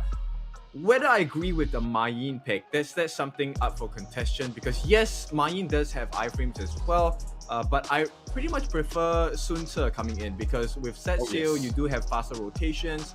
With the Typhoon, you do get quite a bit of damage as well. But hey, control is definitely important, and Mayin fits the bill as well. Wow, we talked about it yesterday. You wanted to see Nagudo, and here SCARZ will grant you your wish, kid. I mean, Agudo. Let's talk a little bit about that hero. What do you like about that Agudo? Alright, so this composition, actually, there's quite a bit of synergy with the Princess Frost as well because of the Wild Growth. Actually, if they put the Wild Growth early and pair it with the Winter here, it will achieve two things, right? So the first scenario is maybe it will force out all the different flashes from Tribe Gaming, right? The second one is, hey, if you don't have flash, what happens? You get caught, and there is no way you'll survive an onslaught with a Lady Sun, Princess Frost, and a Rilva Dharma. There is too much damage, especially for someone who's standing still. Absolutely, that is their entire sort of train of thought. It seems, you know, you don't want to. You have the better mobility, and now you don't want to allow your enemies to just stand there and fight. I like the idea. We haven't seen too much success on Agudo, but I'm hoping to see one of their first wins. That's a very cute skin, by the way, on Tay. Yeah, for sure. I mean, we have placed a few expectations onto SCARZ since yesterday, and after last night, I think they can make it. Yeah, they've improved, you know, over the entire group stage so far, and only in this game can we see if their improvement has been enough here. SCARZ going up against Tribe in game number 2, and off to a very hot start already. SCARZ is playing that dual mid again, with the Lady Sun trying to play aggressive while letting Princess Frost go towards the mid. This is trying to punish the Mai Shunui, making sure that she doesn't rotate a lot and help out the Dharma to shut down the Mayin. Yep, they have very huge single target prioritization, which is great in the late game, but early game is not ideal at all. Wild Growth going to be dropped down as well. They're trying to make sure that the Main is not able to get this last hit, and it will go towards the side of Tay. Tay feeling really healthy, really good right now. Huge knockup on towards 2. Can they bring down one of them in time? Oh, starting in low, starting will fall. That's gonna be the first blood going towards the way of Arashi. You've seen how Arashi did, the MVP of game number 1, and you do not want to let him off to a fantastic start. Arashi is looking like he wants a little bit more, but hey, he was the one that set it all up for that fight. Yep, it's starting to look a bit hard for the side of Tribe Gaming. Yeah, I mean, losing starting early, Mai Shunui needs the levels, needs the little bit of itemization, the Staff of Aberration before she's able to really deal the damage. And if you shut her down early, that is not going to bode well for you. SCARZ are going they need to change up the lanes. Yep, they need to try and find a kill somewhere else or try and steal some more camps, right? Because at this point, I don't think they have managed to steal any of the camps from the side of SCARZ, right? Tribe Gaming, they're struggling to keep up with the pace. They are definitely struggling. You know, they're just moving so fast. That marksman mid start has given them a good lead, and they need Tribe Gaming needs to find some stops across the map, get some steals, get some crucial fights, or even pickoffs. Hey, trying to rotate towards mid, but starting will back off for now and try and find something done in the bottom lane. Yeah, if you take a look at the rotations by Tribe Gaming, they're struggling to keep up. They don't know where to go at this point because there's nothing available for the taking. No obvious moves across the map. You know, you've got the Princess Frost just clearing out the mid wave. This might be a fight that they want to go for, though. 4 heroes in mid. Tay is backing off smartly. They're trying to go for a little bit of an aggressive play, but SCARZ want none of that. Oh, huge initiation onto her starting, almost falling actually, but will be able to escape just in time, and it will have to be recalling back to base. River waiting for the Sage Golem to spawn. Just trying to keep his eyes on it so that there might be a possibility for him to invade, but looks like spawning out Mali there. He's not going to try and stay there for too long and backs away under his tower. Yeah, which means MTS will recover a little bit of EXP against Rilva, right? So that's a good situation for them. They even out the clash lane. But there's so many problems for the side of Tribe because starting is only at level 5. He hasn't hit that extreme power spike in terms of the skills as well. And no, this might not look good for them. He's trying to go for more. ASD flashes over the wall, drops. Winter is coming. Is that enough for a fight though for the side of SCARZ after losing the Princess Frost? Max Green in trouble. That is going to be a hard kill though, but they still manage to get the Dalia as well as starting. 2 heroes down already. Arashi very low. He's trying to get healed up there by the Ochi. Ochi doing a fantastic job keeping him alive. And they get the 4th hero kill from the side of SCARZ as they will also take the Tyrant. 4 down, only Iraqi left alive, and they will convert that also into a Crimson Golem. SCARZ, a very aggressive start. Yep, and that's exactly why you like the Ming along with the Lady Sun. If you don't kill either of them, they're just going to work as a duo and just rupture your team. Starting in trouble once again. That's gonna be another kill on tour, starting not having the time of his life. And Tay again, the setup for the kill. They're going for more. MTS in trouble. One more hit and he's gonna fall. He does. Agudo gets a killing spree and gets the tower in the mid as well. SCARZ is really turning out the pace, and this Agudo pick is working wonders for the Japanese side, and they want a little bit more. Ochi will try and keep River alive. Huge damage from the Dharma, and Princess Frost ultimate cutting them off. Mali has to be forced to back away, and that will give up these Azure Golem buff towards the way of SCARZ, and they might want to back off for now, not wanting any more fights. This is probably enough already for the side of SCARZ. They will back off. Yep, not exactly the best situation for the side of Tribe. They have just gotten only the 1 kill in the past 6 minutes, and it's 7 on the other side for SCARZ. And I mean, like I said, really good recovery from the side of SCARZ. Absolutely. Top tier 1 tower does fall. Dharma was able to pick that up during the downtime. Arashi will be able to clear up the wave, and Ochi will make sure that nothing happens to his partner here in the bottom. Rotations are coming in already. Dharma is moving very aggressively. Agudo is taking his time. They do spot out the Crimson Golem, and the rotations are starting to come in. The smite will secure that for Mali, but here comes the rolling hamster wheel ball thing. Agudo looking to start off on something, maybe a pick up on towards starting again. Starting is on the back lines. He's waiting for an opportunity to pick up Arashi or on towards Ochi. They're trying to take a fight. Opening is here. He's gonna go for it. Goes for Arashi. The knockup is huge from the Mankey. They pick off the Lady Sun, and they're trying to go for more here. Princess Frost trying to buy some space. The fight. Dharma doing a lot of damage. Everybody's low from the side of Tribe Gaming, but they are not. It is not enough for them to pick off anybody, and they pick up 2 kills from the side of on the side of Tribe Gaming. That is as good of an initiation as they can see from the side of Tribe. So good amount of kills. They find a little bit of a leeway to get those, and SCARZ is going to have to back off and play a bit slower for now. Yep, take a look at the growth for the items here. It's going to be the Blazing Cape coming out from Mali, and that's going to be good, right? He's going to try and go into the X of Torment as well shortly. He does have the Patrol X. So now with the, shutdown onto Arashi is a huge deal, because the DRNT finally will have access to the core items, but in the meantime, they need a little bit more from the side of Tribe Gaming. They need to find more things across the map. Yeah, I mean, starting, he played it perfectly with the cutting off the back lines. He just needs maybe 1 more to even out the game and 1 more to take the lead. But hey, a start is as good as any, and Tribe is not giving up yet. They are still trying to find those openings, and if the opportunity does show for the side of Tribe, they definitely need to take it. Yep, gonna threaten the Crimson Golem for sure. Gonna force out the Smite.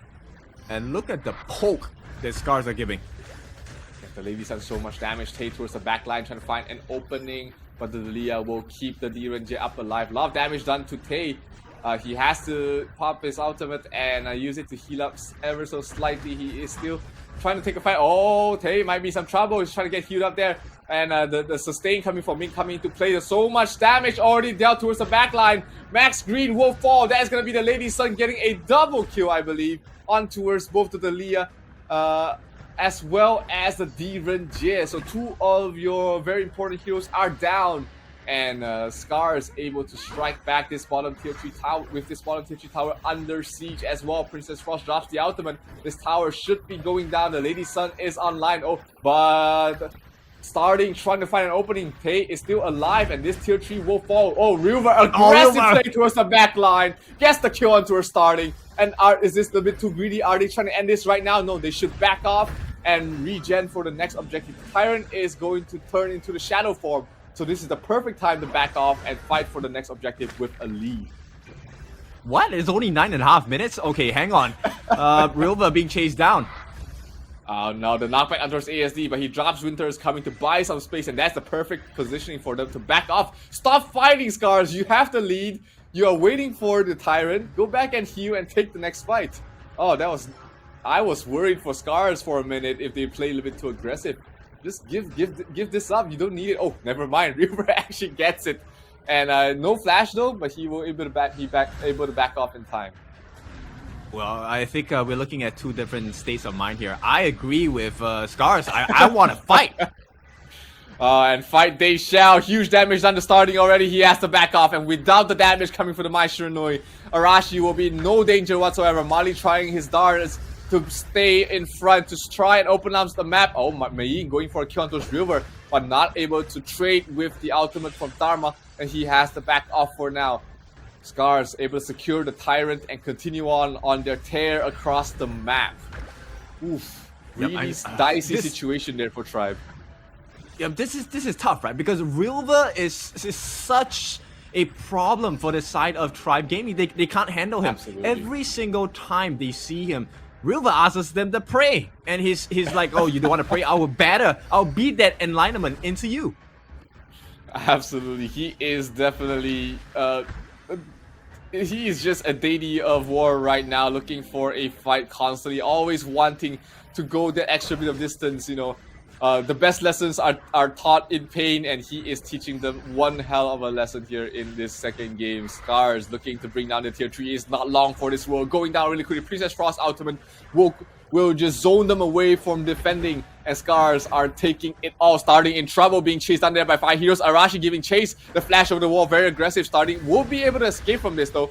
But how about the rest of their team? Max Green in front trying to buy some space, but Tay is still not backing off. Yeah, this is really hard to see for the side of Tribe Gaming.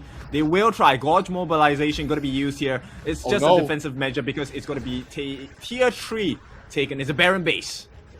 Yep, and starting did fall to Dharma. Silver was able to catch him up. I mean, SCARZ playing so well. Menki trying his best. Starts the fight, but the damage way too much from the Lady Sun. They bring down the Menki. They will bring down the Max. They will bring down Max Tree. They'll bring down Zoro. And they will bring down the Crystal. SCARZ out of nowhere take the sweep, and they find themselves firmly seated third in the group, and they might be the what ifs of this entire qualifiers. What is the SCARZ? Where did they come from? And what could they have achieved if they had a better start during the first day? Yeah, I mean, what a performance, right? I like this coming out from the Japanese boys. Like, Oh my God. they have literally scarred Tribe Gaming. This was a very hard experience to swallow, right? Tribe Gaming, let's be honest, with the performance they put up yesterday, I had them with a 2-1 today against SCARZ, but SCARZ said no. They came back with a bang. They said no. Surprise! It's not even a sucker punch. It's a straight up uppercut to the jaw here. Straight up knockout here for Tribe Gaming. Had no way to fight against SCARZ. Their mid game was just beautiful. And the MVP is coming up. I think it's gonna be the Agudo. Yes, it is. Tay, beautiful game for him. MVP on the Agudo, 5-0-8, and he was phenomenal in this game. I mean, wow, making up for that Musashi in the first game. Very, very different understanding, right? Like Tay, I mean, we have seen so many Agudos in the past few days, but none of them have really made sense. And now Tay finally shows up why Agudo is so dangerous to play against. The Giant's Grip with the Boost of Tranquility, with the Nettle Gauntlet, as well as the Frostscar Embrace, right? So getting the magic damage, the frost damage down along with the Blood Rage, and building towards the Dark Knight Breastplate, which will definitely go into the Long Night Guardian here. And it was all complemented by ASD. He didn't even build Mask of Agony yet. Didn't need it, you know. Tay and ASD, the 2-1-2 punch in terms of crowd control. And between both of them, they dealt pretty much half of their entire team's damage. I mean, we talked about them needing initiation, needing a little bit more CC, and Agudo was just a perfect pick for SCARZ here. Yeah, really complemented their playing style, right? Because they like to dive, but they needed a protective measure, a defensive measure against counter engage. And Tay was perfect for it because the Wild Growth would have locked them in place, making it easy for ASD to land down the Shattered Ice, land down the Frigid Prison, and even the Winter is here. So, and that also complements Rilva because Rilva loves to beat his prayers into people. The Enlightenment, the Truth Contrast, it was just too much for Tribe Gaming to handle. Absolutely too much. I mean, the mid game was just too clean there from SCARZ. Never really took a bad fight from that point on. And ASD here, even if they managed to pick her off early in the fight, the ultimate was dropped and they were able to split up the fight, really pick off the members one by one. And here, the Ming and Arashi duo, they were chased, they almost died, but the heals constantly kept coming and coming. They were not able to bring her down.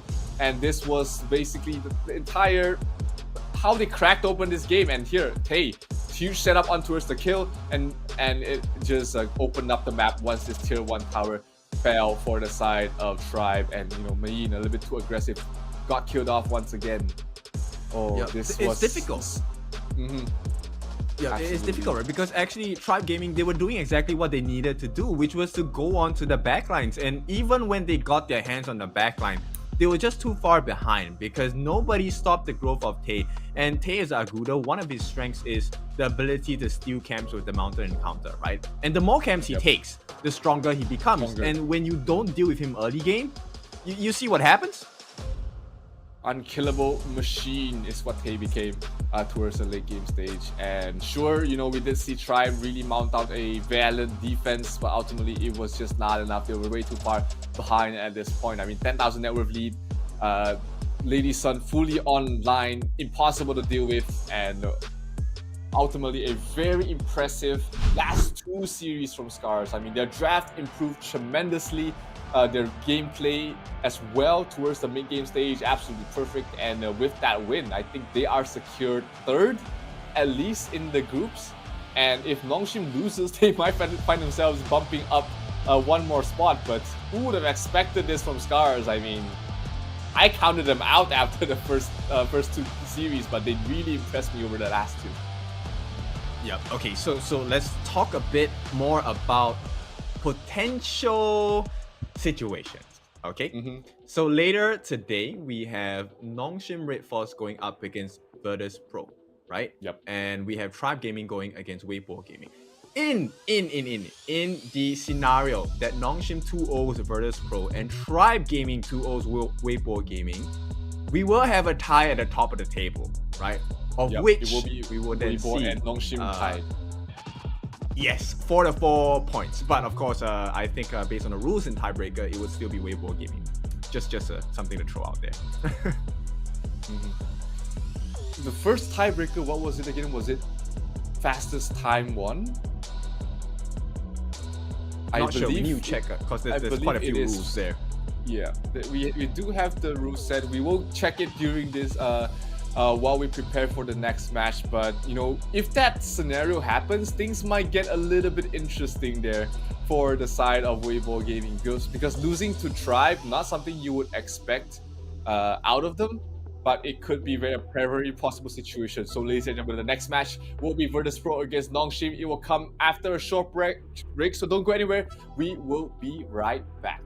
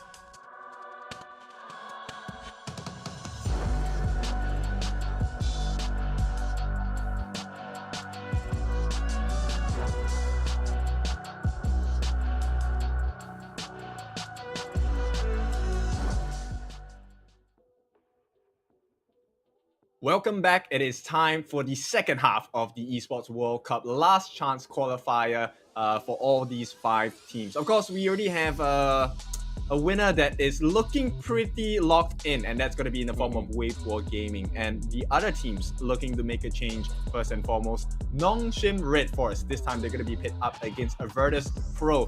Zero, your thoughts on this game?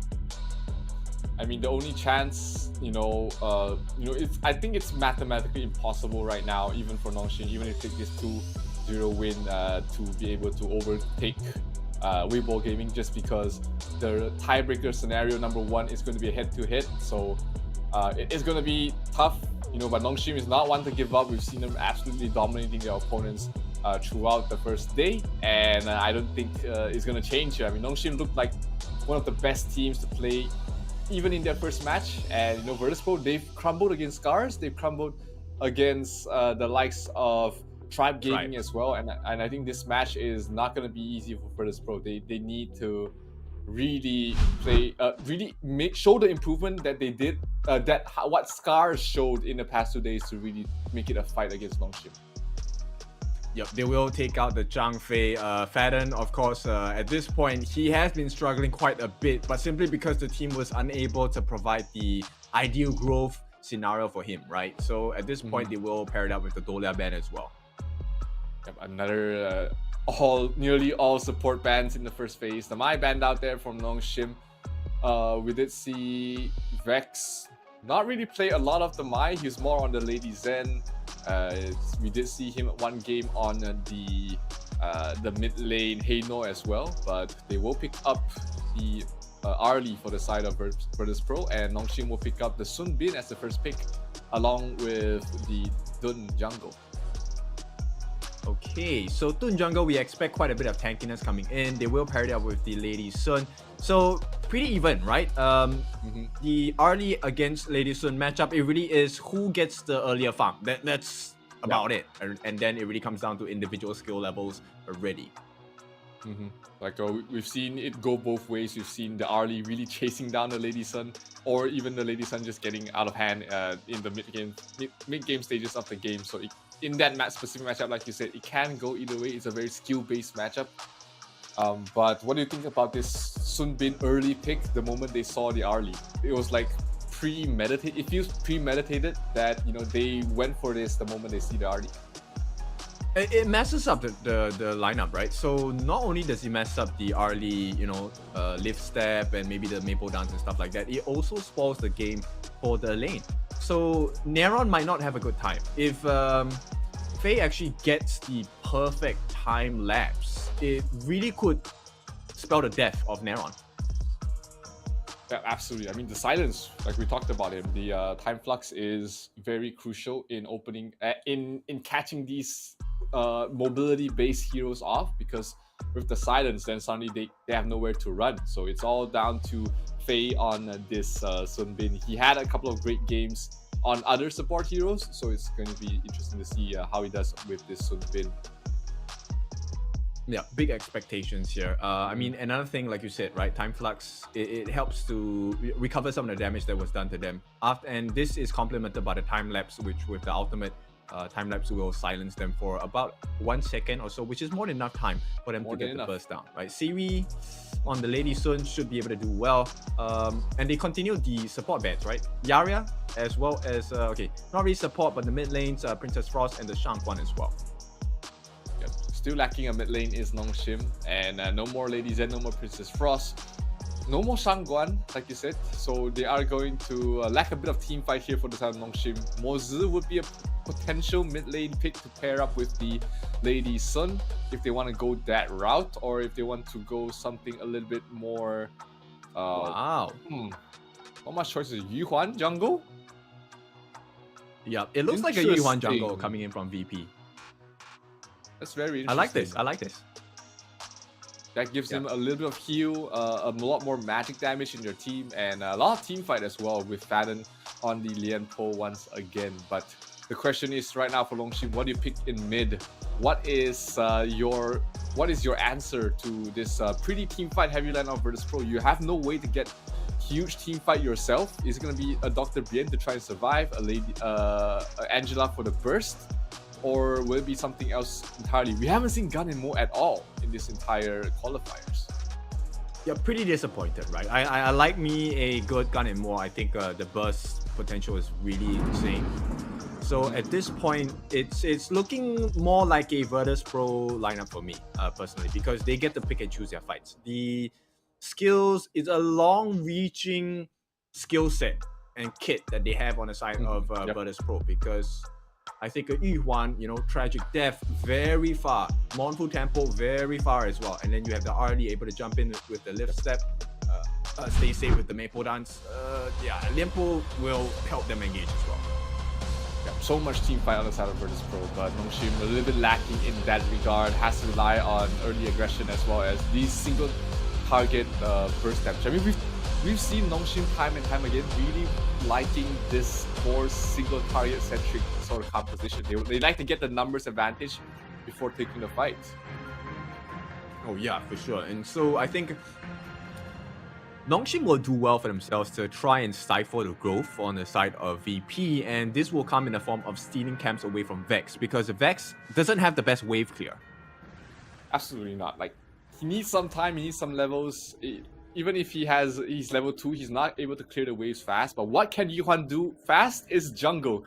She can clear 2 camps at once, and that does propel her farm quite a bit to be able to make early moves across the map. So little bit of a look on towards Vex. We see NONGSHIN invading the jungle as well, taking away one of the camps from the lane, not letting him get that.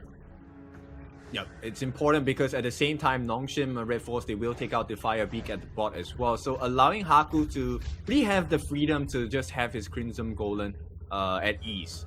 And at this point, it's going to be a slight goal lead going to VP, but it's going to be dwindled down really quickly. Yeah, I mean, with Prince farming that fast, you know that they're going to take the lead at the start, and Dunn not the fastest jungle clearer.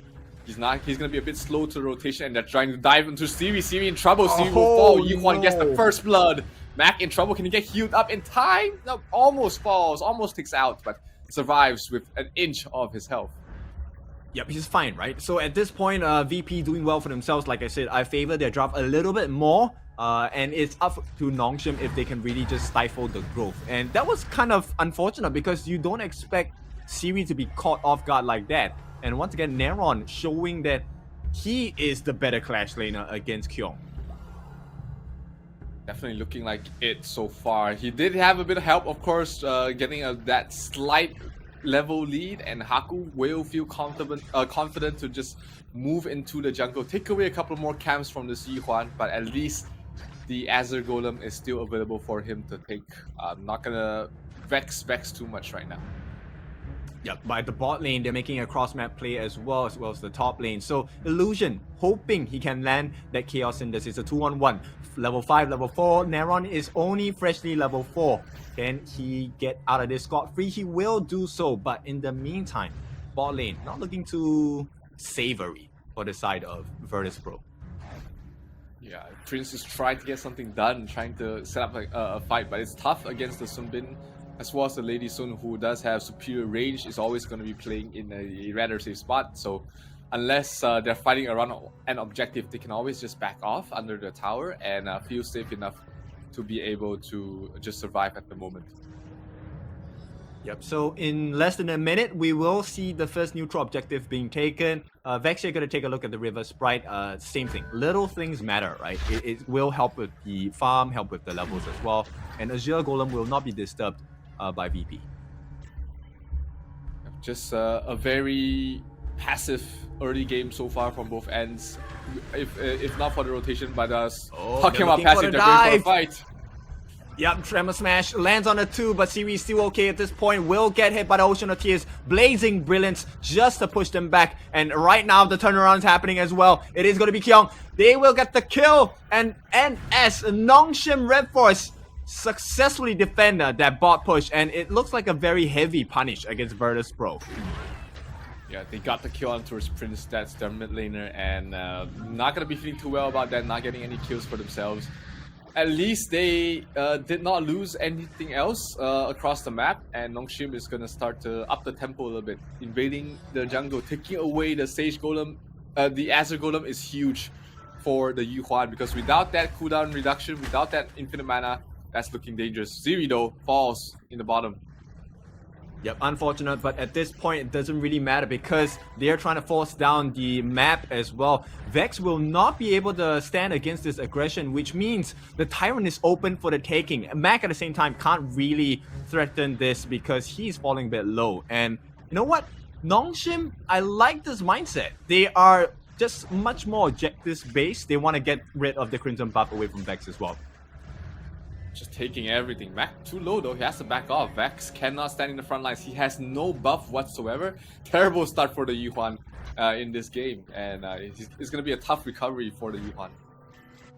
Yep, they are playing the pace of what NONGSHIN dictates at this point, and that's really unfortunate. So VP, I like the draft, but they're just being out macro. Look at the map. It is going to be red in a moment. Oh, a nice catch there. Will force the flash and the lift step as well. No flash, but lift step just to get out. And Fadden will not be able to defend his farm lane, which means once again neutral objectives open. Haku 1-on-2 right under the turret as well. Gonna use the Gale's Benediction to recover the health and the shield. And the Tyrant is looking mighty juicy at this point because, right, same time, Neron will be caught in no man's land on the top, blocked away, and Haku looking for the kill. It will go into Faye. It doesn't matter. They get it all together. Huge lead right now for the side of NONGSHIN. Really just embodying this jungle invade. Oh, did he get the one? No, Prince will not be able to steal it away. What I say steal is actually their own camp, but Haku is able to secure that. Prince not able to defend this tier 1 tower. Haku is just standing there making sure that, hey, this tower will get uncontested. Prince maybe try and drop a couple of skills to stall it out, but damage way too much. Illusion able to get the last hit. Yep, checkmate at every step. They will try and burst him down, but Haku is so tanky at this point with the Gale's Benediction, and the time lapse going to be dropped down as well, pushing them away. This could be the fight they're looking for. Blazing Brilliance just to deter them, slow them down a little bit, and it's all about the big objective here. Vex feeling like they need to contest for this, but NONGSHIN, they understand what's at stake. It's all about the map.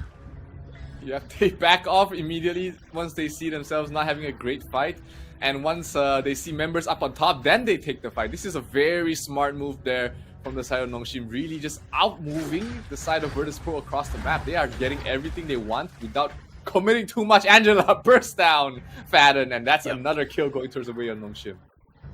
And not only a kill, it's a killing spree, which means Illusion has been getting so many kills in and under his belt at this point. Reminder, this guy is 16. Yeah, he is an absolute beast at that age, and he's reaching, what's that? That is, he's gonna be doing so much damage. Angela is one of those heroes you don't want to give a good start to because he can kill anyone and anything at a very safe range. And and Prince. Yep, just forcing it away, right? Haku just playing footsies with them at this point, or playing the distance game, and Vex has to try and go in on this. They will drop down the Destructive Deluge. There's so much damage coming down, but the silence as well. They will not be able to get the kill onto Vex just yet, but they're looking for the opening. This is not looking good. Tremor Smash onto 2, but Phaeton, he's falling low as well. It's going to be the kill coming in. Blazing Brilliance as well. Nothing they can do on the side of Virtus.pro because it's all about NONGSHIN at this point. Tier 2 going to be secured as they burn the life away from Virtus.pro. And they are looking like they want to go for more. Tier 2 mid will fall as well. This tier 3 in trouble. I mean, the damage from the Blazing Brilliance burns down the lane, and Vex will try his best to defend. Not looking good though for VP. Oh, that's a wasted Destructive Deluge, and this is going to be an opening for the mid tier 3 as well. Haku going to land a little bit of damage onto himself, but once again the stun comes in. Vex, we have not seen the unending sorrow just yet on screen, so no visual side, but on the backlines you can be sure Vex is crying.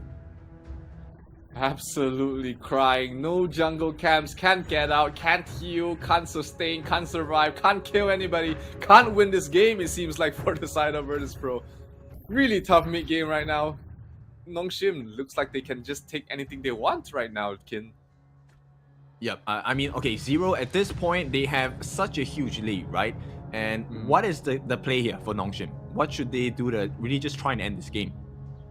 Well, the Tyrant's coming up in in 1 minute. That's going to be the Shadow Tyrant, and that should allow them to push up to the high ground. But they definitely should not let up the pace. I mean, they are doing exactly that, just constantly aggressing. We might have a fight here in the jungle.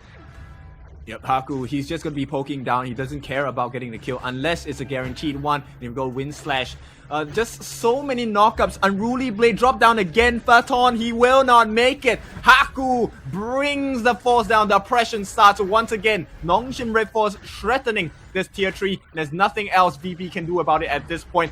Prince has to run on the backlines. Look at the stuns coming in as well. Haku with the Guild's Benediction, they're working on that mid tier 3. Yes, they will try and turn this around, but it's not gonna work out for them. A killing spree for the Lady Sun, and this might be the end of the game because all 5 is an ace. NONGSHIN Red Force, they come back and they come back in style into the second day of the Esports World Cup Last Chance qualifiers. And we spent so much time analyzing, you know, what do they need to win this game? And they said, all right, let's just kill everybody and end it right there. Who needs the Tyrant? Who needs the Overlord?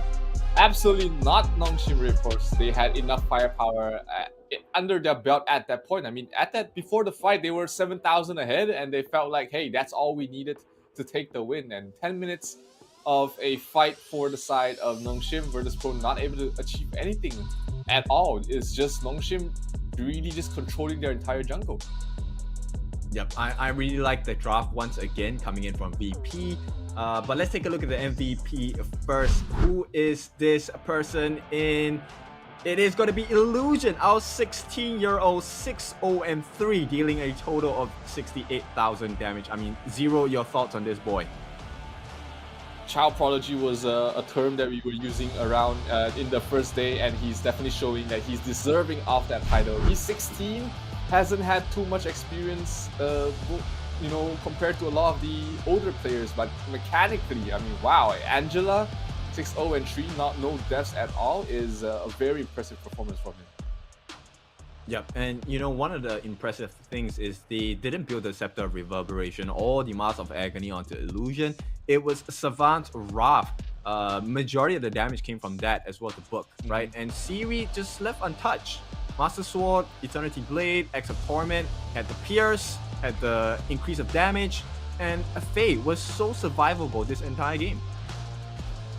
Absolutely, you know, just so hard for the side of Virtus Pro to really bring anyone down. You can see the damage dealt there. 58,000 only on the Lady Zen, but really just no way to burst down anybody. The Arlie was in not in a fighting shape, and you know, Neron just had a terrible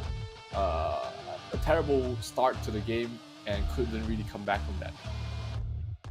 Yeah, Fadden, of course, tanking as much as he could. 57.6 thousand gold damage taken throughout the entire match, and it's a little bit unfortunate, right? Because Fadden, he needed the farm, he needed to be on equal levels instead to tank for the team. Nothing much you could do. He committed a Tremor Smash at the last parts of the fight, but not enough damage. Just the early game aggression really stopping the side of Virtus Pro. They took a couple of good fights, but ultimately it was just not enough. You know, Illusion just able to stop the aggression at any point in time, and this fight really started off well for VP, but it was just not enough.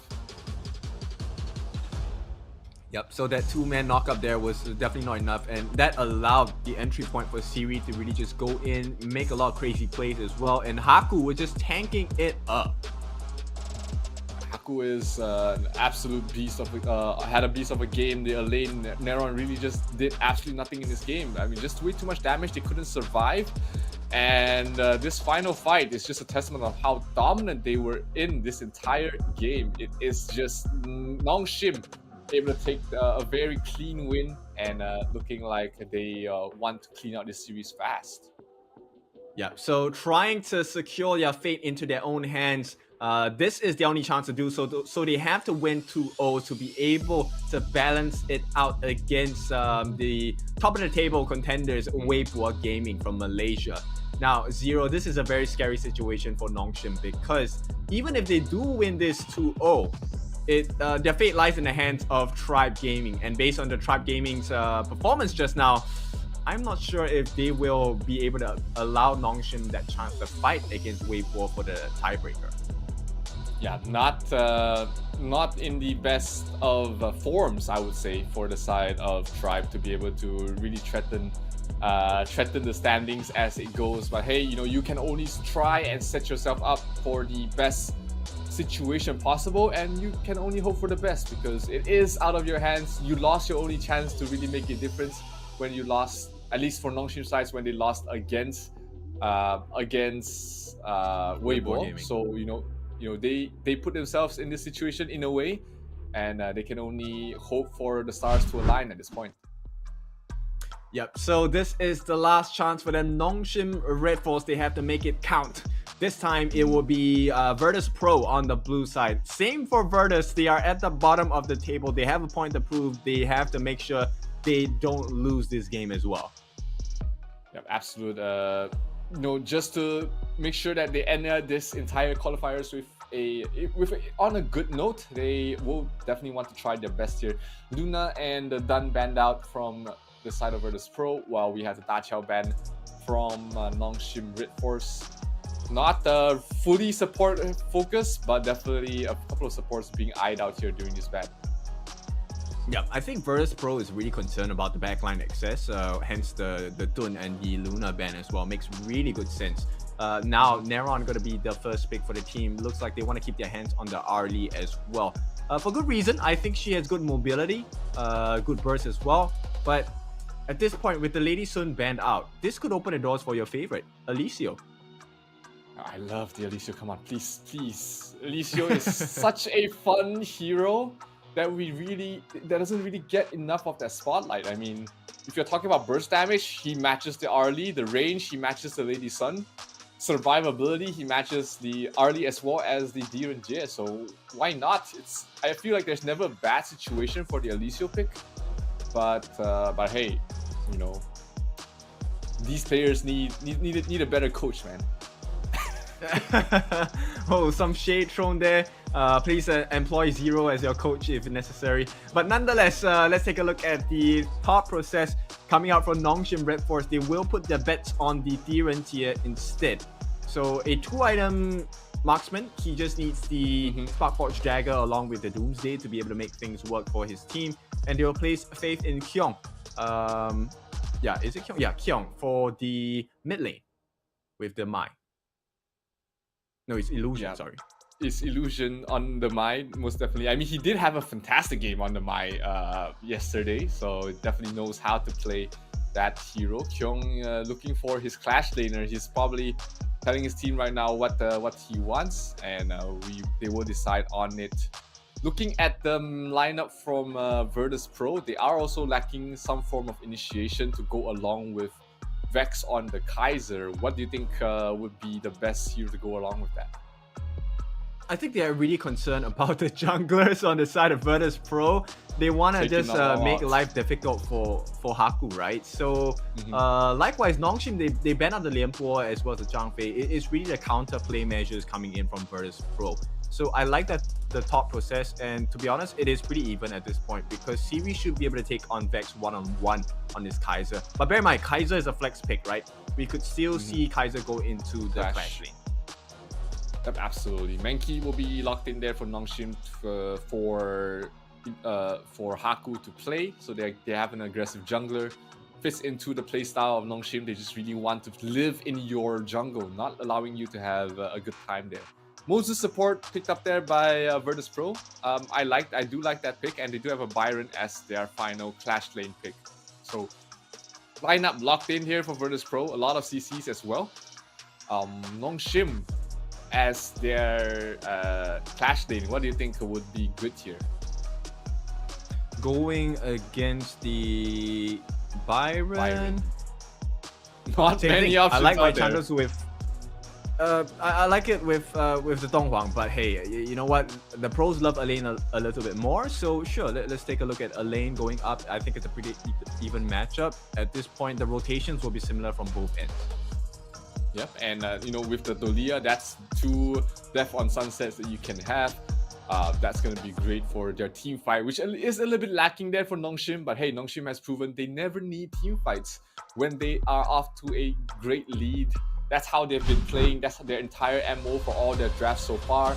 And it's been working out well for them, at least in most of their games. So one game away from securing second place, at least for the side of NONGSHIN. Can they do it? Can they clean things out? Virtus Pro, do they have any fight left in them? It will have to come down to this potential last game of the series.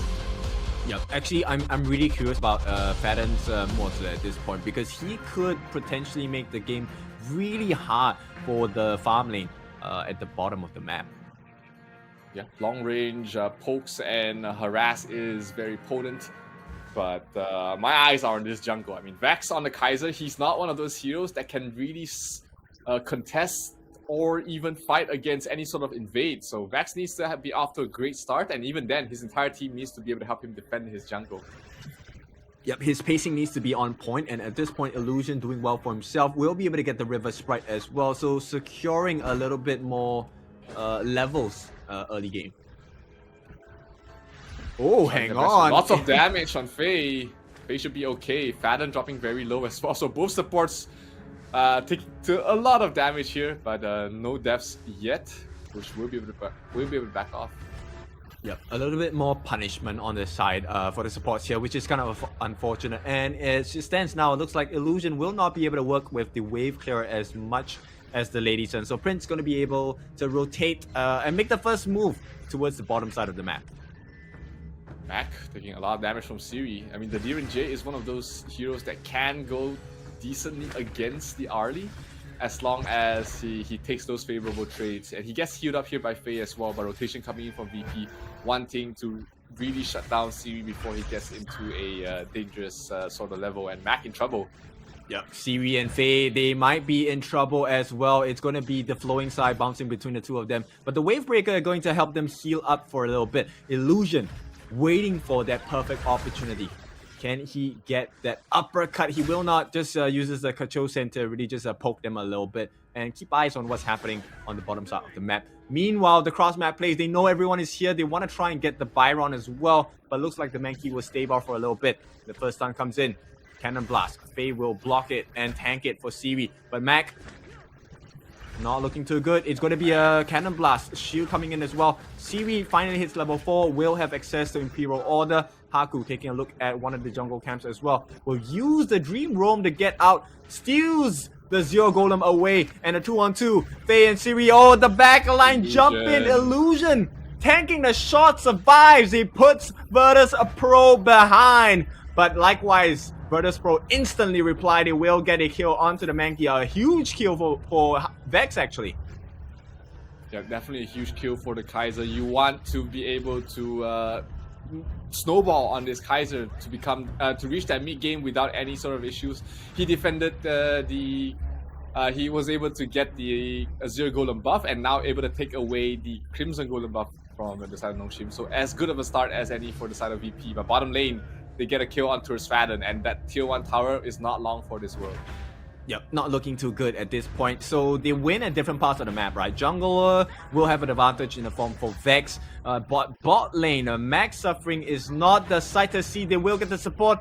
And here comes a flash over the wall as well. Faye trying to run for his life. Will make it out as Siri looking to be caught. Flowing side, going to be dropped down as well. Wavebreaker trying to get the heals by Mac. Trying to go in a 1v2, 1-on-1 actually now, because the demons here will not be able to make it. Siri will back out. Here comes the lift step. Will not be able to make it work for themselves. Here comes the old and Wavebreaker. Illusion looking for the Kachosen. Gets it. And he will take the kill on that farm lane as well. Illusion rotations, right place, right time, doing very well for himself. You know, the Mai is not one of those heroes you want to get off to a good start as well. And NONGSHIN with the macro plays, with the cross-map rotations, able to get another kill on towards the Lady Zen. Yep, holy, look at the burst damage by Illusion. This boy is crazy. Meantime, Haku actually tries to go for the steal. Will not get it. Oh, actually gets it. Gets a Zero Golem away from the hands of Vex. And boy, is this a Vex angry. Now, right now, it's all about the neutral objectives as well. Establish the map control. Map control definitely heavily in favor of NONGSHIN right now. Sure, it's not a high kill game, but they are moving across the map very well, trying to assert their dominance in all lanes. Top lane is being pressured by the rotations. This scared them away for a little bit, and they're trying to get these next jungle objectives to really speeden up the pace for themselves. Yep, and you can see the lane swap already, right? The lane already moving down towards the farm lane, and meanwhile the Demon Tier Siri as well as Faye gonna 2-on-1 double team that tower on the top as well. Gonna be joined out by Illusion as well. Catches out Fadden. Can they get the kill though? They just won the turret. I don't think they want to push for too much more. But here comes the real Jin coming in from Illusion just to make sure that Fadden is not in great fighting shape as well. Yeah, just the aggression just really stifling VP right now. They want a little bit of a break. They want some time to farm. Illusion trying to go for the kill onto Fadden, but he's able to survive for a little bit longer, but he's taking a lot of damage here. Okay, they might be able to get the kill here if they can get a couple more hits onto Faye. Not gonna happen. At this point, Illusion is just playing his own game. They will clear the mid wave. Access into the mid T1 as well. Fadden trying to support his jungler here. Vex gonna be caught out. Here comes the heals, but it might not be enough. Faye! Oh, is that a mistake? He jumps in. Invincible Warrior for Faye, and Faye makes it out. Oh no, it's a huge mistake. The killing spree onto the Mai, and that's gonna be Illusion taking the win for the side of NONGSHIN Red Force. Caught in no man's land. The pincer coming in as well. Siri looking for the opening. Illusion jumping on the backlines. Death at Sunset gonna be laid down. Cleong just pushing them away from the mid T1. Once again, the refresh comes in. Will be making it out safely. And it's just oppression coming in from the side of NONGSHIN Red Force. All in oppression. They tried to go for the mid, couldn't get it. So hey, let's go back to up top. The tower will go down. And NONGSHIN really taking things into their hands, own hands in this second game. Really not letting go of the W key. Just all in terms of the aggression here. Yep, they have the division locked in, right? They know what they want. They know how to get it as well. And right now, it's just Virtus Pro. They're unable to really play at the pacing that NONGSHIN has set for this game. Yeah, it is just, when you're not used to playing at this speed, it can be a little stifling. You know, you're constantly trying to figure out what do you want to do next, and your opponent's already doing their thing there, so it becomes really tough. Tyrant goes down. Virtus Pro could not do anything to contest, and they can only hold on to hope that NONGSHIN makes an over-aggressive play and punish them from that point. Yeah, which is really difficult, right? Because at this point, Illusion is the only one making these pokes, and for good reason, right? He is so mobile. So Illusion will be in charge of just laying down the pokes. Look at that, 1/5 of his health. They do try and catch up, but the Dream Roam gonna escape from all of the aggression laid down by VP. Once again, T2 at the bot gonna be threatened.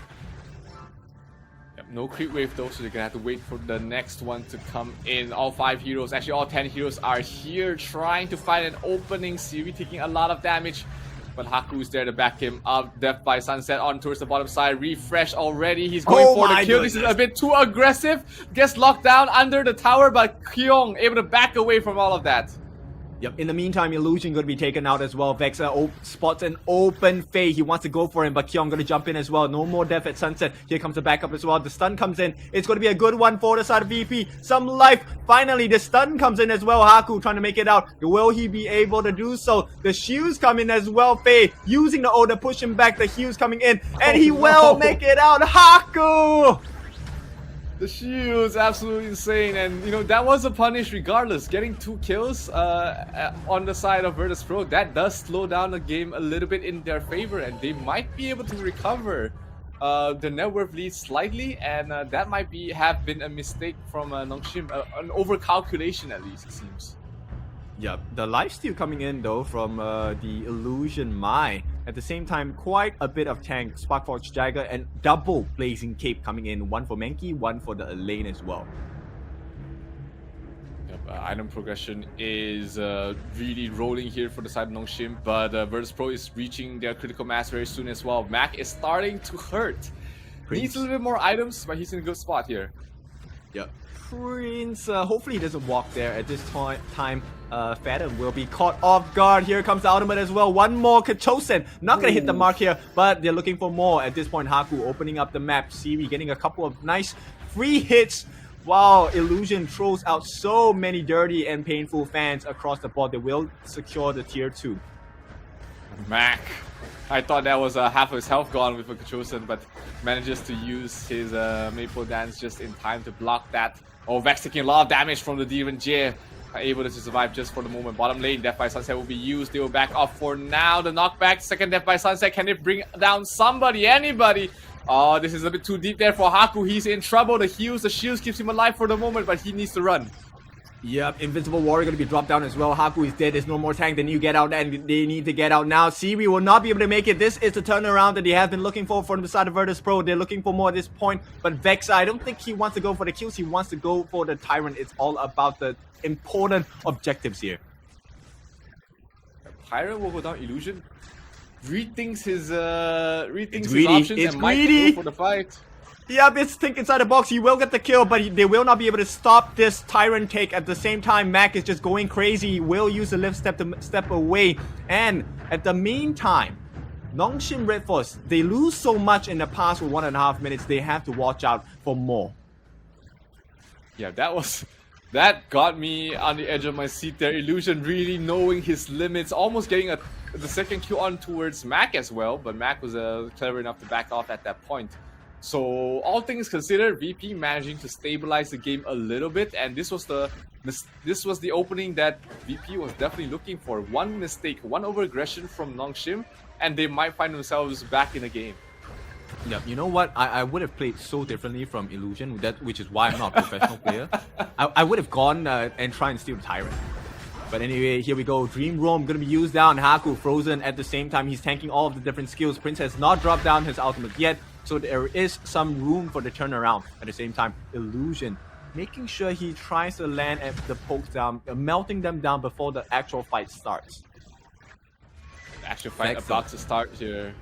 Yeah, he is not going to be able to push in. They're actually providing a distraction play here. And Menki now securing the Overlord. They will look for the return play. The re-engage here comes in. Death at Sunset catches a 3. And where's the damage coming in? He needs to get out. He needs to get out now. Second Death at Sunset. Can he get the damage in? Siri, where is he? He's on the back lines as well. Now Haku joining in the front lines. Illusion gets a knockup. They kill off 3 right now. Nongshin Red Force looking so strong. Illusion, the savior of Nongshin. That was a huge team fight off the bat of the Death by Sunset, and then the follow-up by him. Absolutely perfect. They might be able to end this game right here and then. Prince in some trouble under the tower. He needs to back off. Yep, Mac is trying his best, but the stuns come in. The damage from Siri is pretty painful as well. They will be able to push them back for a little bit, but this is just a short reset because the Wave Breaker is going to be laid down. There's some heals coming in for the side of Nongshin Red Force. The top T3 now being threatened because Haku, he will push them away, and I think it should be done deal. They will get out. They should back off right now. They should back off right now, Nongshin. You've done all you needed, and that is all you needed to get there. 2 tier 3s down. But knowing Nongshin, they might be trying to set up a trap somewhere to punish. It has came back and bitten them once or twice. But, you know, knowing Nongshin, they're not going to let their foot off the pedal. Always wanting to pressure VP, even with this lead. Yep, they need to make sure they take the correct trades though. That's the big concern on the side of Nongshin. Yeah, absolutely. It's getting dicey for the side of VP. They need to clean things up and hopefully just drag the game a little bit longer. But it's not a good position for them right now. They have to try and defend the best they can. You know, all tier 3s are down. The next team fight is not going to be easy. But if they manage to get one good fight, I see an opening for them. Yeah, and it's a bit scary, right? Because Siri now has Sun Chaser, which increases his attack range as well. Mac laying quite a bit of hurt onto Haku, but he's still at half health. Look at how tanky this little beast is, and at this point, Faye using the ult to try and push them away. Vex, Invincible Warrior dropped as well. They're trying to go on Siri. They see their target, but there's too much damage coming in from the side of Nongshin Red Force. They will try. The backlines are destroyed, decimated on the side of Virtus Pro. They are hanging on, and that's all they can do at this point because Nongshin Red Force, they still have 4 members, and Siri is still alive.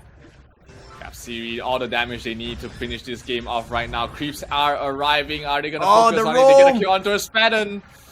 Yep, they will jump in, get the kill as well. This is just Mac and Neron. They have the tank, they have the damage, but can they survive? There's 4 members here, 4v2. It is 2 of them against the world. It might not be enough, but Mac free hitting on the backlines. They will be able to clear them off, but Neron does not share the same fate. He will be taken down. 4-on-1 Mac pushes them away, but he will be taken down. Death Sunset jumped in. The base is gone. Crystal destroyed, and they secure the 2-0 NONGSHIN Red Force. What a game!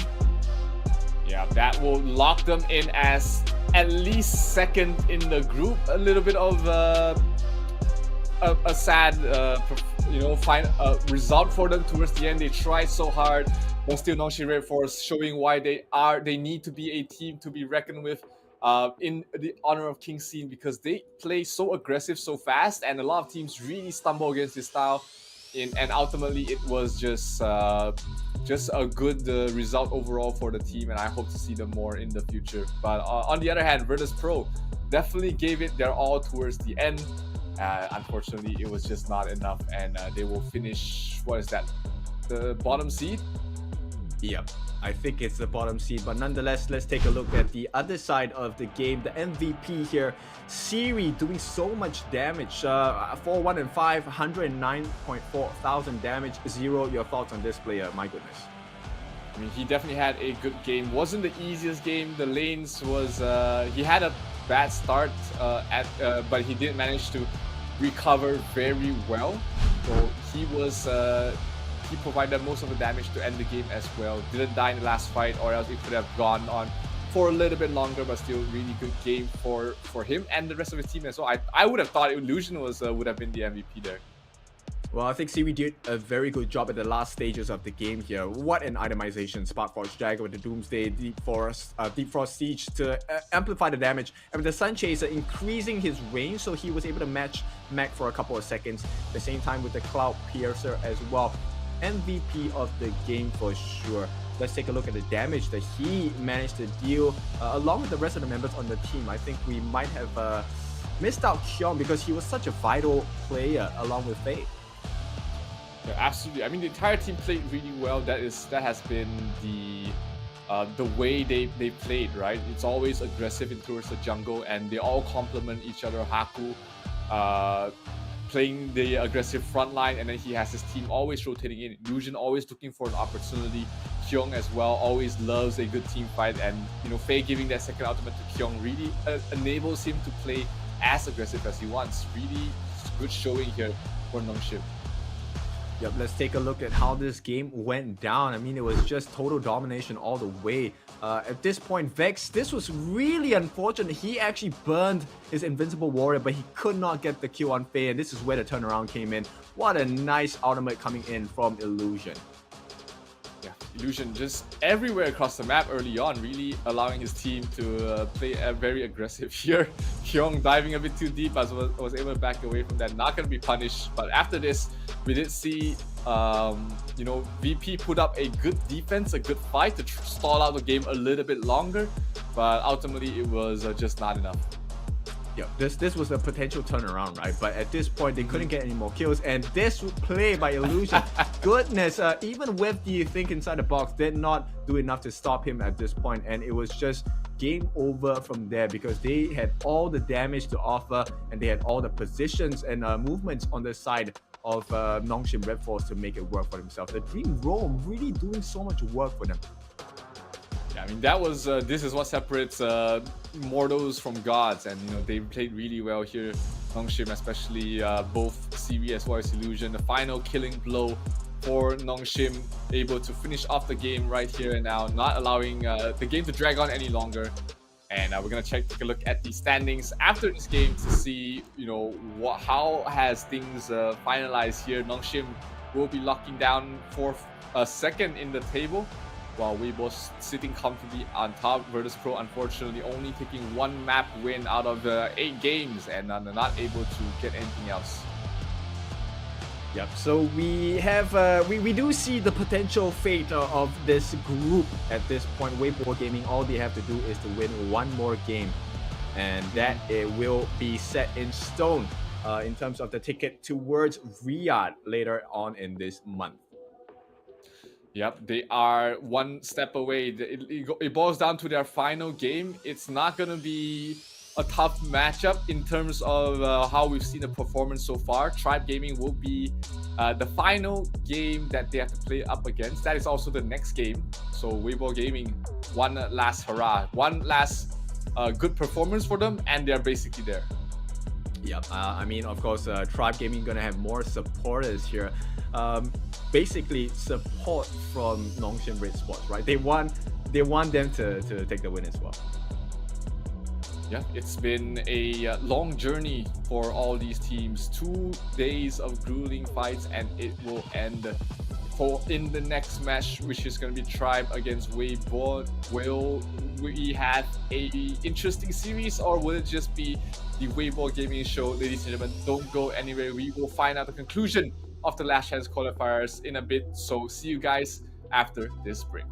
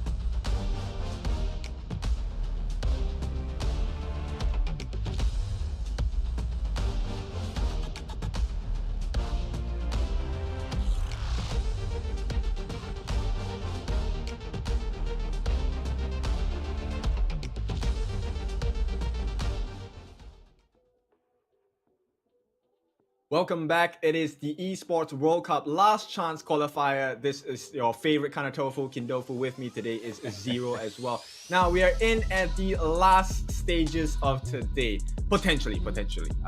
Zero, I read some of the comments on YouTube and they were saying, Weibo already qualified, right? Guys, we still have this last game. Things might change.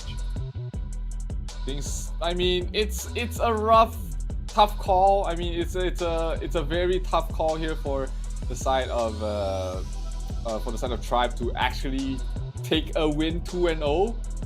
But regardless, it's something that they will have to try. It is the last hurrah for them. They want to go out here with at least to showcase to the world what they can do. So Weibo Gaming virtually locked in, like what most people are saying, but we might have a potential surprise. But I don't think Tribe is in a good spot to be able to beat Weibo Gaming in a clean sweep. Yeah, let me even that out for a little bit, right? So actually, to me, one of the scariest teams are teams that have nothing to lose. And that is where they really go all out. They will try strats, they will try different picks, they will have very strong rotations as well. So I will be wary of what Tribe Gaming is going to offer at this point. So let's see the first ban first. It's going to be the Da Qiao. Yeah, I mean, Weibo cannot look at this lightly. They still have to try and win this matchup, and they have to do it in the draft here. Ming taken out from the side of Weibo Gaming. Really just another support-centric ban of a game happening here.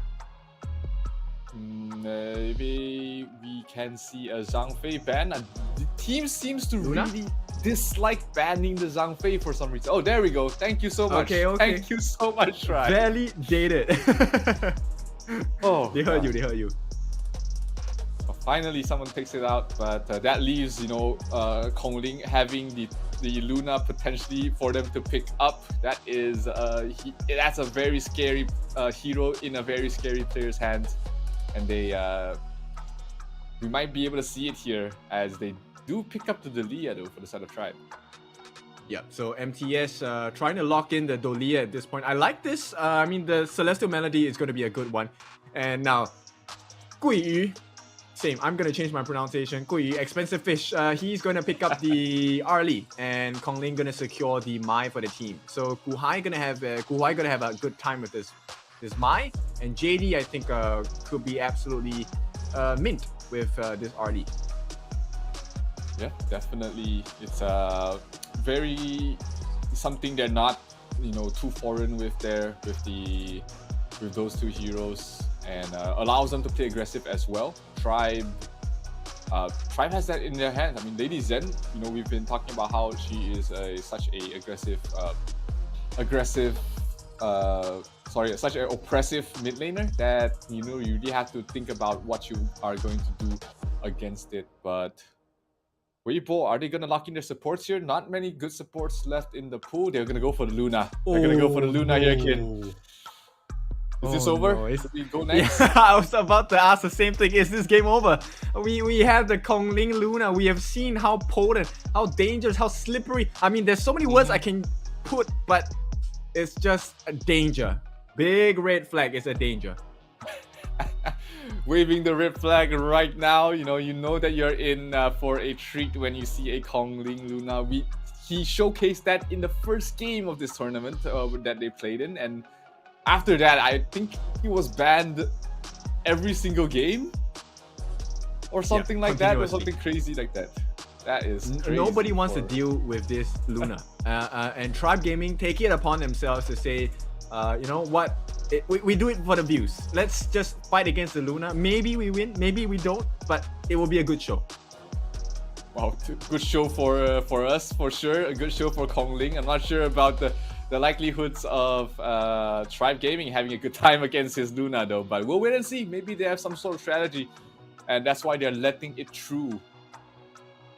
Yeah, that's right. They will ban out the TNT and Lady Sun. It's all the focus about Zoro at this point, and we will have the final bans coming in the Lianpo and along with the Mozi as well. So there's not a lot of CC left, if you ask me.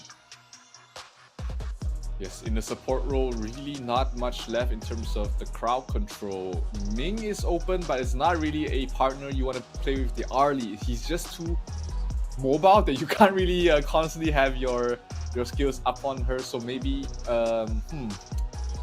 that's tough. Not many skill supports left that plays well with the Arlie. Maybe a Dong Huang can come into play here depending on what sort of marksman that Zoro goes for. Okay, if it's a Hoi, then you don't need a Dong Huang. Then you maybe go for something like a Liu Chan to be able to play aggressive.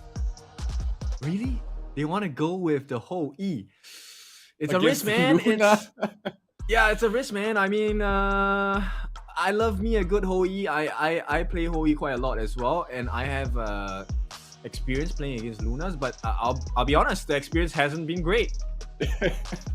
Not a good matchup at any sense of the imagination. You definitely do not want to face up against someone so easily, be able to get to your backlines, and with the Mai as well. I mean, you're gonna be really squishy against these heroes.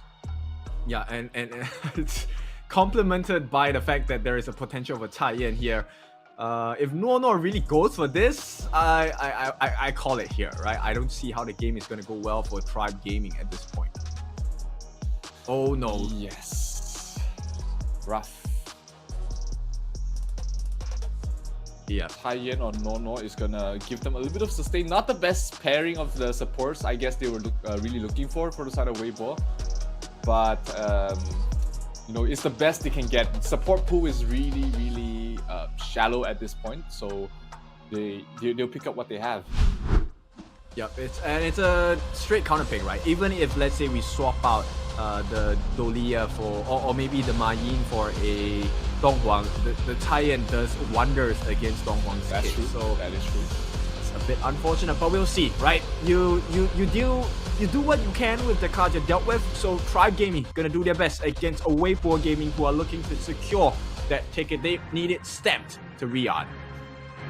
Yeah, they're not gonna give up yet. Both teams, you know, Weibo Gaming definitely comfortable right now. They just need a single win. They don't even need to win this series, but a single win should secure them their spot already. But hey, it's not over till the Fat Lady saying Tribe Gaming might have some surprises in store for us. Let's see if they're able to do anything in game number 1 of this best of 3 series. Yep, the Euro actually doing so much work against the two members here. MTS might be first blood. Oh no, he's still going in. The Flash gonna be committed as well. Mali go looking for that Gale's benediction. Will be able to push them away. That was a bit spicy for the side of Tribe Gaming. You have a lot of aggression early on. The tie-in, you don't usually expect her to play that as an aggressive support, but it definitely allowed the Guiyu to survive through, not Guiyu, sorry, they allow JD to survive through all of that. But here mid lane, a lot of engagement, Gu Huai trying to go for it. Yep. Guiyu gonna try and poke down the rest of the members on the side of Tribe Gaming in the mid as well. But the flowing side gonna do a little bit of work. Noah gonna come in and looking for the him for the team as well, while he looks to maybe find a target for the EO work.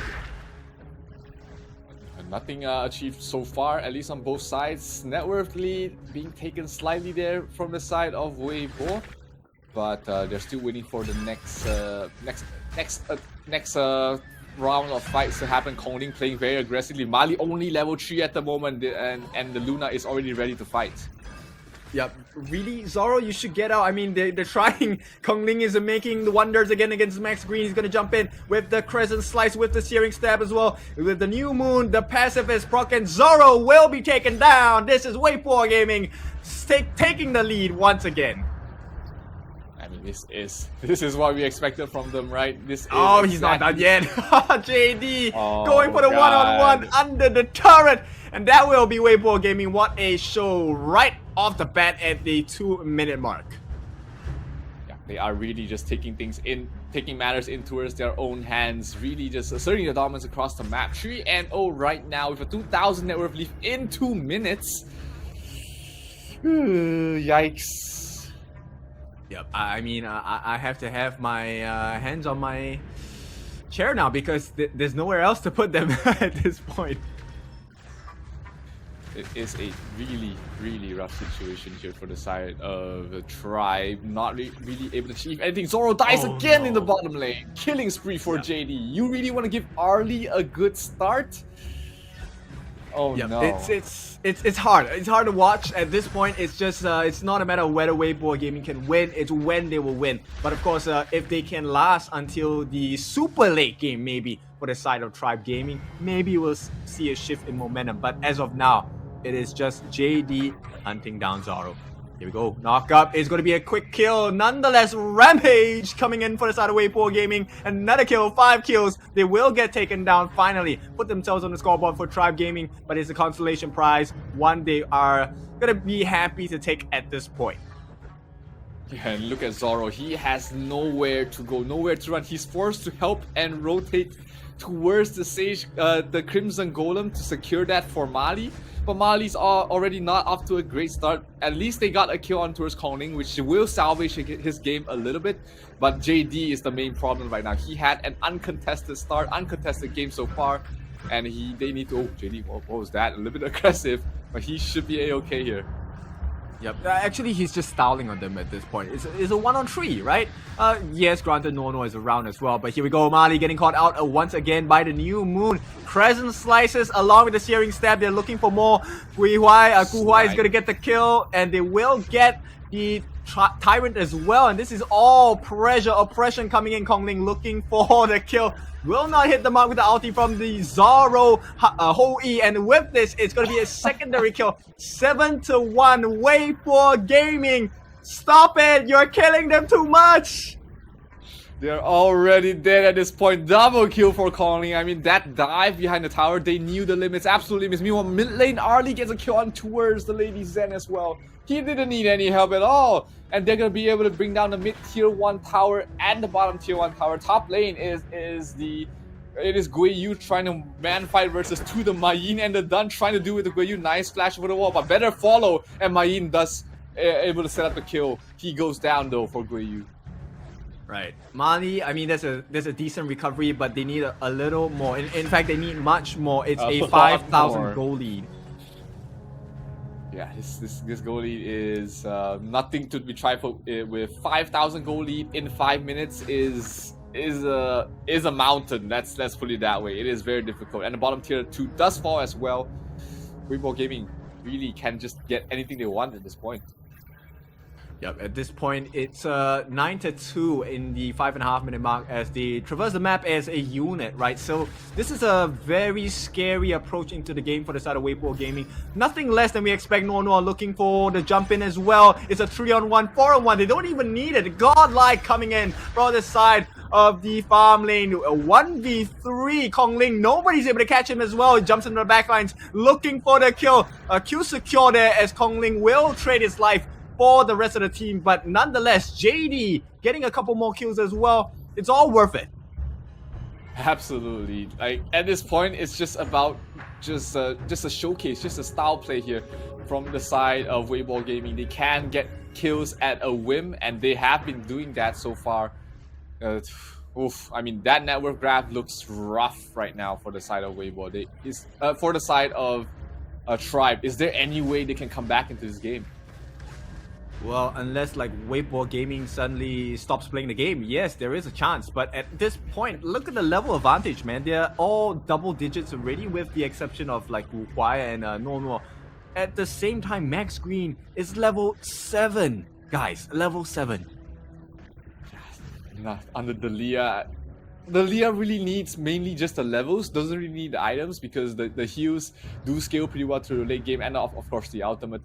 But Max Green, terrible game for him so far, and right now Tribe is just forced inside their base, nowhere to run, and they need to try and mount a defense somehow. Maybe if they are able to defend the base 3 times in a row, then they have a chance, but it's still looking like a rough fight for them.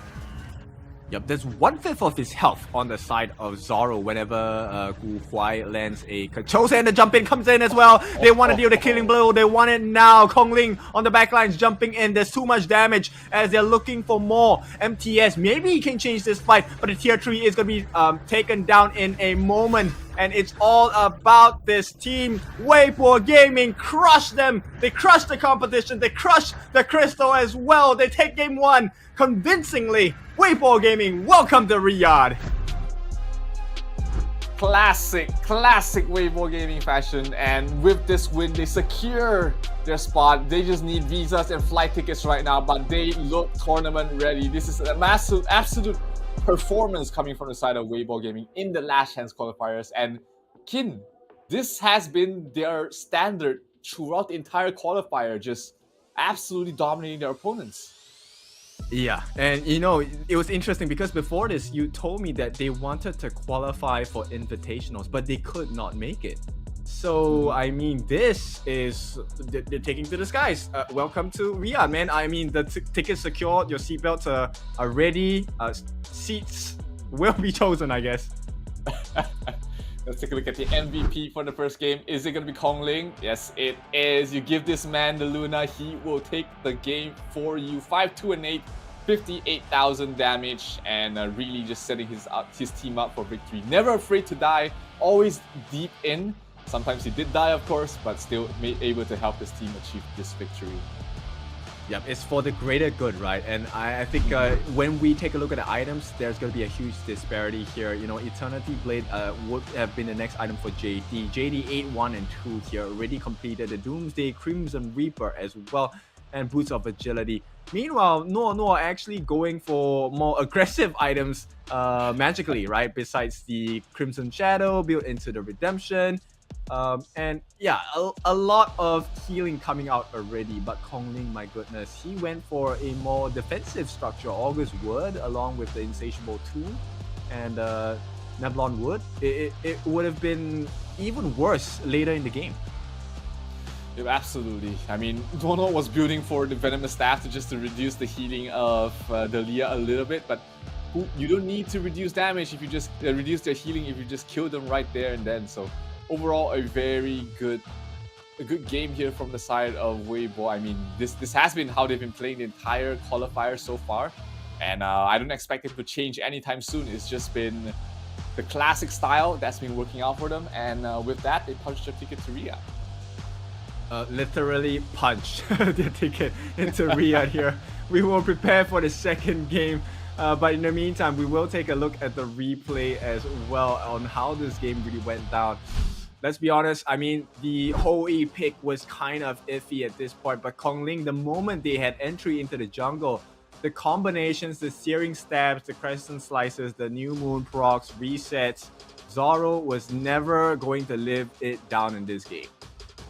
Yeah, and I mean, that was 1 minute into the game. They were already diving behind the tier 2s. It was just, you know, Weibo Gaming really taking anything they want at this point.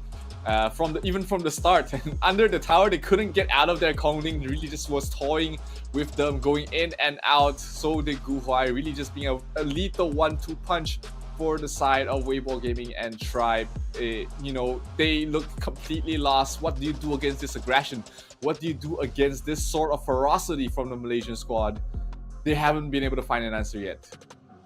Yep, it's tough, right? The fact that you feel safe, you don't feel safe on the tier 1, you say, okay, you know what, let me back to tier 2. Maybe the damage is lesser there, I don't know. But Kong Ling said, run where you need to, man. I will meet you there. And boy, nowhere to run. Weibo Gaming do it hard and brutally at this point.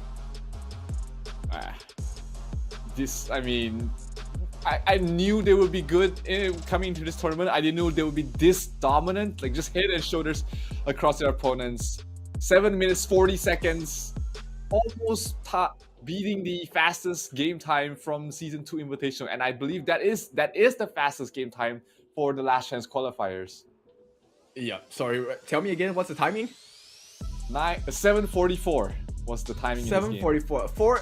5 seconds short. 5 seconds short of the fastest game we have seen across the week.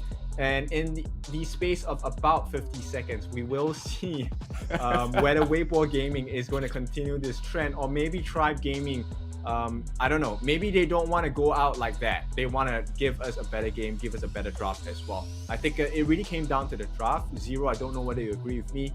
I don't agree with the Hoi pick, especially when it's paired with Mayin against a Luna. Oh, absolutely. I mean, the Hoi was just... I thought the game was over when they locked him down. You pick it into a Luna as well as a Mai. That is asking for trouble right there. So, you know, Tribe hasn't been one of those teams that whose draft really makes sense. I guess after the RD was picked, what do you have in as an option? Maybe a Consort U, a Diren Jie, but not many too good of a marksman out there that was available for you. Well, let's just look at it from this way. I don't think Luna is unbreakable for sure, right? There are heroes that can deal with her, but as it stands now, it's not just one hero, it's a team game. So Tribe Gaming, they just need to be the better team. Oh, absolutely. And I mean, easier said to done, right? Be a better team than Weibo Gaming. All right, let's get it done here. Game 2 of this best of 3 series. Tribe will try to be the better team here, but it all has to start with the draft. No more Hois, I guess, and no more Lunas. No, are they really gonna let the Luna through again? I don't know. You know what? Do what you want. It's the last game of the day, man. MTS is gonna secure the Dolia again. Maybe they will try a different kind of marksman in the farm lane this time. But Dolia, I think it makes sense. Nonetheless, the refresh definitely works. Wavebreaker will be able to buy you some time with the heals. Of course, with the ult, you can push people out if they get a little too close. Yeah, definitely. You know, something is going for them, and Weibo Gaming are just gonna go back to what was working for them. Not even going to hesitate with these 2 picks. Arlie and Mai Shinui, and right now Tribe Gaming is shivering in their boots. This PTSD, are they gonna pick the Luna right here? What do we do? Do we steal it right now? Do we take it away from them, or do we just resign to our fate? I mean, go for the cheese strats, man. Where's the Kong Ming? Dude, play a Kong Ming. There's no need to play tank, man. Just fight fire with fire, go magic for magic, you know, punch for punch. Do it. They could still flex it. This Tun could still go into the clash lane, right? Just do the Kong Ming jungle. Let's see it all out. Well, nothing to lose at this point for the side of Tribe. Neither is Weibo Gaming, so we might see some spicy picks in this last game. Let's see. They pick up the Lianpo first, ban out the Lady Zen, not wanting Tribe to have any form of good team fight, while also picking good team fight of their own. Princess Frost still available, Elaine still available. There goes the Luna. So smartly banned there, but both double mid lane utility mages taken out there from the side of Weibo. So there goes most of the team fight mages in towards the mid. Only the Zhou Yu left available for them, and maybe perhaps something like a Gan and Mo as well. But without the right setup, you don't really want to play a Gan and Mo. Right now, I'm just guessing, you know, who's the jungler on the side of Weibo Gaming. It could be a Sima Yi, it could be a Kong Ming, it could be, I don't know, Li Bai. There's so many people here that work with the composition because the Lianpo offers so much cover. And with the burst from Kong Ling, the mobility of the Arlie, I know I'm kind of like fanboying over Weibo Gaming. Don't worry, I'm not biased. It's just the composition looks a little bit more robust because we know what the players can do. Alright, support Lianpo because that is a Dharma clash lane. So Kong Ling will have his pick of the litter, you know, on what sort of jungle he wants to play. And at this point, do you really want to tell him what to play? No, he will tell you what he wants in the jungle, and you just give it to him because you know that he is going to bring you the victory here. So, what are we seeing here, Kin? Yao, perhaps? I want to see some flashy plays. I want to see them break the game a different way. Really, Lianpo jungle. Really? Oh, nah, yeah. That's what I'm talking about. That's the Kong Ming jungle. I've been waiting for that. I have had the experience of, you know, playing with the Chinese players that have used Kong Ming, and they just put me on Yaria, right? And all I did was just Verdant protected him the whole game. In the space of like, I think 11 minutes, he dealt a total of 350,000 damage. 350 guys in 11 minutes. Jesus. That is how insane the game was. So big expectations of this Kong Ming pick. And I mean, in the hands of Kong Ling, you know that he will be having a good game on the Kong Ming. Even they're probably brothers at this point, who just with the name. It's very similar names, but hey, Weibo Gaming already secured that spot. Nothing to lose here. Just gonna have a little bit of fun. And we know, you and I know, Kin, that the moment these guys start running over the game, they are going to not put their foot off of their neck. I mean, at this point, Weibo Gaming is just doing themselves a favor. Rather, doing Tribe Gaming a favor, right? Teaching them the kind of rotations that really matter. How to increase the pace of the game. You know, sometimes a loss is not a loss if you know why you lost. Okay, I'm trying to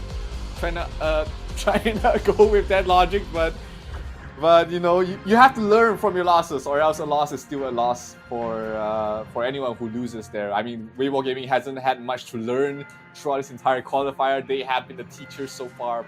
Tribe has had mixed results, but you know, one last hurrah for them. One final game perhaps in this last chance qualifiers. Let's see how they do against the winners. Yep. Let me just reiterate, the L stands for lesson, not lose. So, Weibo Gaming, of course, going to experience a little bit more aggression coming in from the side of Tribe Gaming, like the fact that they stole the boars here right off the bat.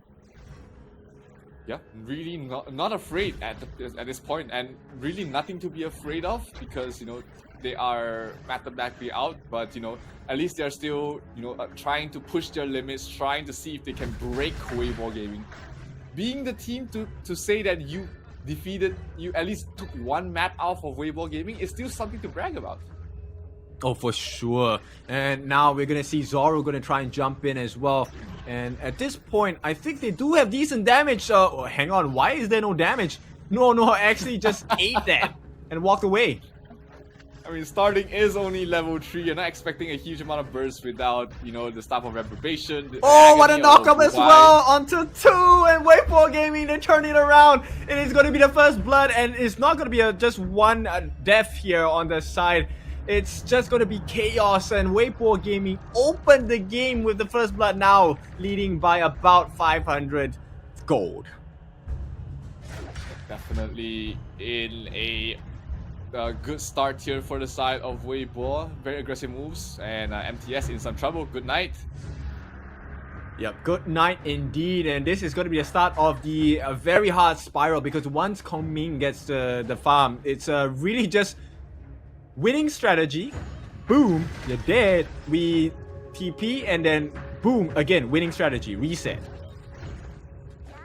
Absolutely. I mean, this is just Weibo Gaming in a nutshell. You know, they're playing aggressive. They're always invading the jungle. They're always forcing you to play defensively, and it's hard to play against this without a solid game plan. So far, nobody seems to have been able to crack this plan, but they will try their darnest at least. So bottom lane. Yeah, it's not gonna be pretty for the side of Tribe Gaming. At the same time, right? The Kongming is gonna try in again. Kongling jumps in looking for the Arcane Assault. Gonna get a few hits off from the icicles based on the skin, right? And I'm just waiting, right? I'm waiting for that low health bar, and you know, suddenly Kongling is gonna pop up, throw the winning strategy, and just explode them to death.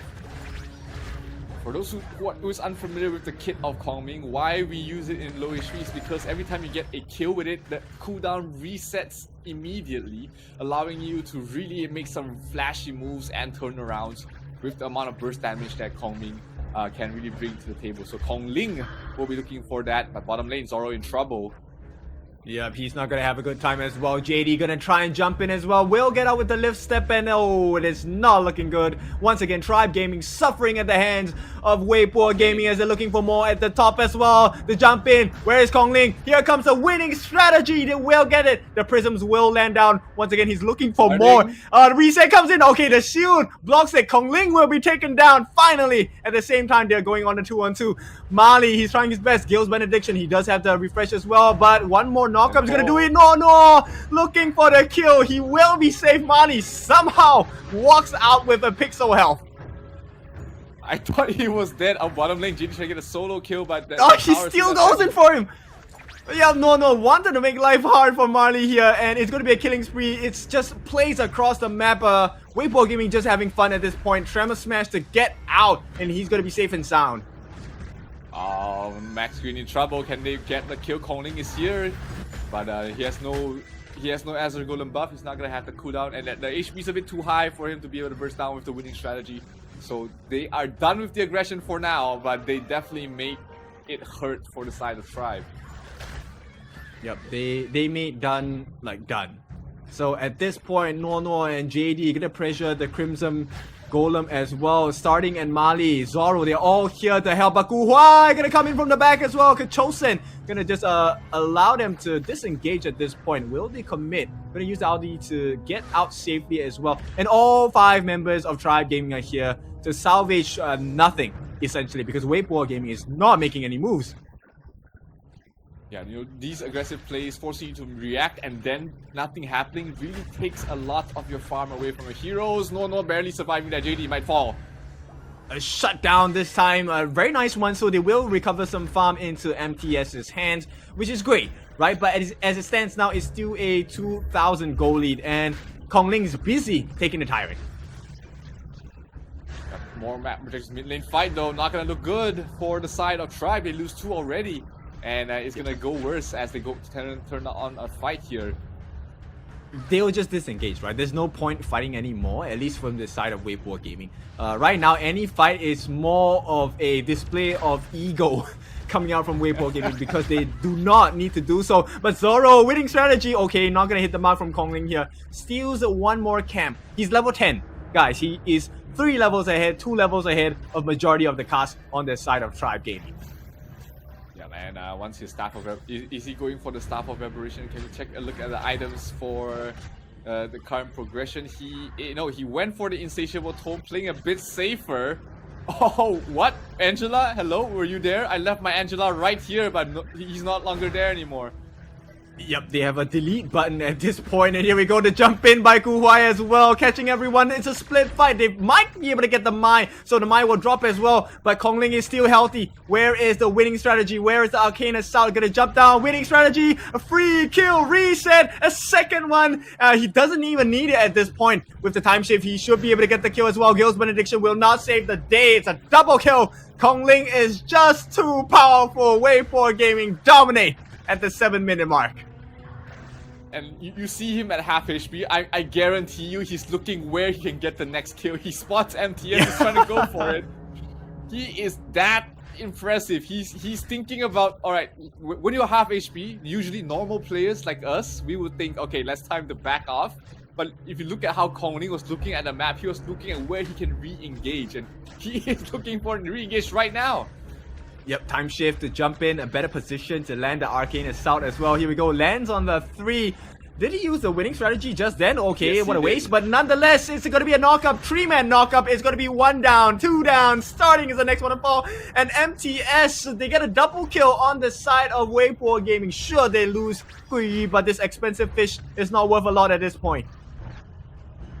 Not worth a lot for the side of Tribe. They are gonna lose this tower, which is worth quite a bit here for Weibo Gaming. They're gonna get even bigger net worth lead at the moment. JD not afraid to fight against these 2 fighters, but you know they're gonna back off for now. Wait for the Lien Po to rejoin the fight as well as the Dharma.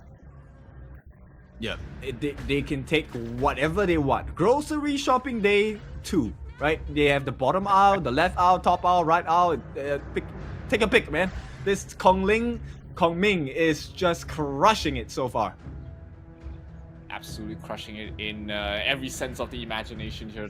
Almost a 10,000 net worth lead before 8 minutes. Weibo Gaming just playing like how Weibo Gaming plays. This is just, you know, just a show of dominance, and they're not afraid to take fights any time of the entire match. Yep, he already has the Rune Blade, Savant's Wrath as well, boost of the Arcane. He does have magical penetration. I'm just talking about Kongling here as they look for more across the map. They're just starving this side of Tribe Gaming, and at this point, the village is going to fall apart. It's up in flames. Kongling, can he do more? He's looking for the Arcane Assault, waiting for the time shift for the perfect position as well to get the stacks of the prisms up. In the meantime, tier 3s are threatened. The prisms are going to drop down. Actually, Mani is able to tank a couple of those prisms, so it looks okay at this point.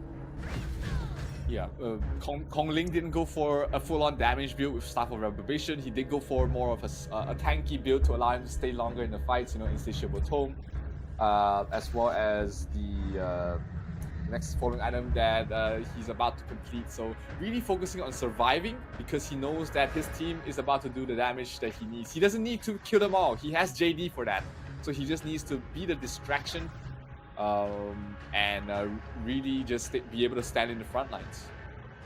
Yeah, right now everything falls on Mali, right? Mali needs to be able to tank all these prisms coming out from Kongling. If he doesn't, I can assure you there is going to be instant death coming in from any one of the other members. Maybe with the exception of MTS if he times his whatever to perfection, but that's pretty hard to do. Yeah, especially in this position, right, where you're behind, you don't have the survivability or the damage to be able to do it yet. Okay, winning strategy just to secure the last hit. Why not at this point? Yenpo have to back off. No spotting all 5 of them. Yep, right now it's just we're just looking at Weibo Gaming peeling the layers of an onion, right? It's making Tribe Gaming cry, but it's giving satisfaction for Weibo Gaming at this point as they peel layer by layer on the bottom as well. MTS, he's gonna try and survive. The aggression comes in, the stun comes in, but Nuo is tickled by it. They will take the T3 at the bottom as well. More coming in. Nuo looking for the entry. Gets the burst ram as well. Tremor smash onto everyone. Winning strategy ends the game for the likes of the 4 different members. Max Green is left all alone. What can he do? Absolutely nothing, because Weibo Gaming secure the game, secure their tickets. They are heading to Riyadh, boys and girls.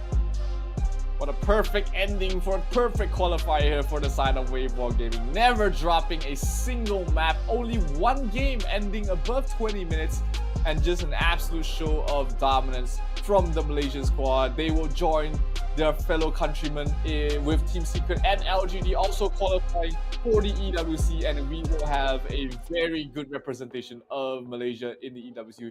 What a dominant performance from this Malaysian team. Yes, it is. Zero, I can see your grin and your smile ear to ear. Very happy as a Malaysian, I'm sure. Gotta claim it. Congrats. Yeah, congrats, right? So we have Weibo Gaming, we have LGD Gaming, we have Team Secret. These are the 3 Malaysian representatives. Of course, Zero here is very happy with it, but more happy is the MVP of this game. Let's take a look at who this is. It is going to be Kongling, 7-1 and 6, really setting up his team for victory with his early rotations. And it doesn't matter what hero you give to Kongling, he's going to play his jungle role to perfection, always setting up the aggression or always looking for kills. And whatever hero you don't want to ban him, really. You just want to let him play whatever he wants, because he's going to have the same performance regardless. Yep. So yes, we have seen Kongling's itemization, even ending the game with the voice stuff as well. But it also comes down to the fact that Nuo is so tanky as well. He took the Guardian going into the Radiance into Frigid Charge. And my goodness, that was enough to tank, because he never died once. Nuo here 0-0-14. Besides the aggression from Kongling, JD having so much fun. Sun Chaser, Eternity Blade, Crimson Reaper, Doomsday. So he has attack speed, he has critical rate, he has percentage damage, he has range. Doesn't he have range already? He still built the Sun Chaser to increase his range. Goodness, JD. It's the perfect item to close the game, right? When you just need 1 or 2 more hits to finish off a kill, or to try and really be a nuisance. That is that is an item to close out the game early, and it really fit the entire situation of the game. So very well done there by Weibo Gaming. Really a huge team effort across the board. Everybody did their jobs, and they really showed the world how you want to play on your enemy side of the map. Really aggressive, and really just making things difficult for their opponents. Yeah, really impressive showing thus far. We will take you through the highlights or whatever that we have of it at this point, because Weibo Gaming took the game so fast, so hard, so brutally. And Tribe Gaming, I mean, nonetheless, they put up a very strong front, but it's hard to do so when you're playing up against the monsters such as Weibo Gaming. Absolutely. Look at the Weibo Gaming winning moments, or should I say just the Weibo Gaming highlights in this game. Huge knockout to start off the game. Only 1 kill from this, but the dominance was showcased early on, and from that moment on, Weibo Gaming never put the foot off the pedal. Really just going all in for all these kills, and it was just a dominant display for them. Yeah, normally it would be, hey, Kongling's dominating the map, but for this, it was just entirety of Weibo Gaming just doing whatever they wanted across the map, and there was nothing much they could do to punish them. Yes, there were a couple of kills left and right from the side of Weibo Gaming, but to what avail, right? Because it never changed the state of the game. Yeah, absolutely not. They got kills, but they never got any stops, which was the main issue here. Nobody was really being shut down. There wasn't really any objectives that they were be able to get. If you look at this point, not a single tower has gone their way, and it's just been a really rough situation. Zoro had basically no game against Kongling, and they got kill after kill after kill. And you know, Kongling is just not afraid. Doesn't need his ultimate. Doesn't need a winning strategy, because they are already winning without any sort of trouble whatsoever. Yeah, that last engagement by Nuo, so insane, buying so much room for their team as well. I mean, they had to trade up the Dharma, right? But at this point, who cares? We're gonna end the game, and it's all about the win nonetheless, right? The result of this wouldn't have mattered that much as well, because they've already won the first game. Absolutely. I mean, it's just the perfect icing on the cake, and Weibo Gaming will be getting their wishes done. They will be going to Riyadh as the last chance qualifier champion to be playing against the best in the world. What a performance from Weibo Gaming. Definitely looking like a strong contender to everyone else there. Yeah, for sure. And of course, we will like to hear the thoughts of these members on the side of Weibo Gaming, which we will do later on. We have a special segment for that, as the two of us will get to talk to the boys and men who have transformed the likes of Malaysia's Weibo Gaming team into a different beast altogether. Absolutely. And let's take a look at how the entire table has been finished with sorted out so far. NONGSHIN Red Force, their only loss came from the Weibo Gaming side. They were looking like one of the favorites to make it through as well, but could not take any single map off of Weibo Gaming. SCARZ, after a very bad start, made a very impressive comeback towards the end. And on the bottom side of the table, Tribe and Virtus Pro couldn't really get anything done against the other Asian teams, and still looking like they have some work to do back in the lab. For sure. But of course, with this table and group standings itself, it has been a very fantastic 2 days with you guys as well. Like, all of the growth of the teams, I think we have seen quite the growth in Weibo Gaming across the different matches they've showcased to us. Absolutely, it's been a hell of a ride, Kin, and you know, we've been able to see so many different heroes being picked. We've been able to see so much of a display of skill from all these players. I mean, if you look at every single lineup, you know, Illusion definitely stood out for me as a player that we need to look out for in the future, and you know, and NONGSHIN Red Force as well, as the entire team, they definitely look like they can compete with the best of the world as well. For sure. Now, I'm still looking at the YouTube comments right now. Do you guys have any questions you guys would like to ask the players? I'm not sure whether we will get it in time for you guys, but you know, it would be nice to see what you guys can ask, and maybe you can post that down in the comment section of whatever platforms you're on as well. And if the boys from Weibo Gaming have the time, they might be able to reply you as well.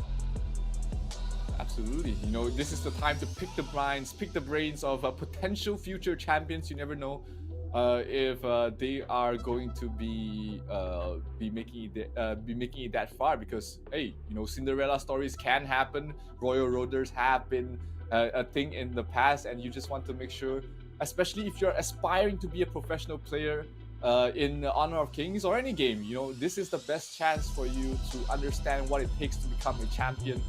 And what better person to ask than, you know, whoever than the side of Weibo Gaming, who just really dominated their opponents here in the last year's qualifiers for EWC. Yeah. Questions like how many junglers can you play? How do you play Luna? How do you play Musashi? How do you play all of these insane heroes?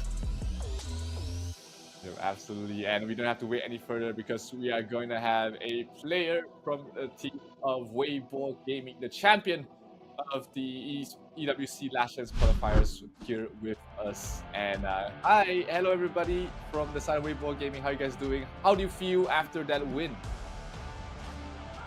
你们觉得什么感觉？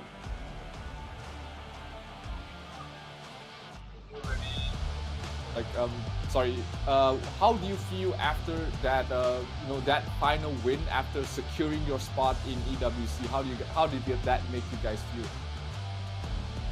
就你们刚结束一个，就是顾客你们的客户说什么？说在动也可以。 Can they hear us or can we hear them? Is there? They're talking. Okay.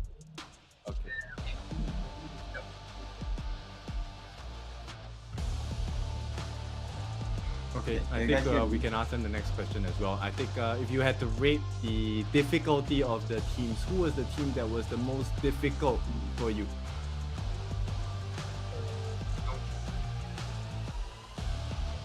Okay, yeah, NONGSHIN is a pretty strong competitor as well.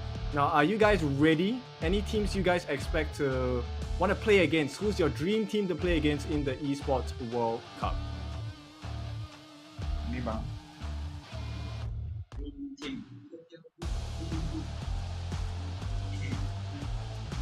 They want to play the. Okay, and I think curious, just personal for me, right? Any of you been to Riyadh before? Any of you been to Saudi Arabia before, or is this your first time as a group and as a team? 有去过。高。 Okay, so super excited to see you guys perform on stage as well. I know there are 3 stages in the Esports World Cup, and we'll be expecting a very good performance from you guys. Now, you guys are one of the 3 different teams hailing from Malaysia. Do y'all expect? Okay, in these 3 teams, LGD, Secret, and Weibo Gaming, do y'all think you guys are the top? How will you rank your 3 positions? First to third. The first is LGD. Second is Secret. The third is our. Okay, impressive. Okay, so very humble beginnings for them, and I think we would like to congratulate them once again. Hopefully they have a strong journey in Esports World Cup as well. Now, with that being said, Zero, I think you must be very proud as a Malaysian, right? So we'll say goodbyes, and it's time to come back to the end of the day. Yeah.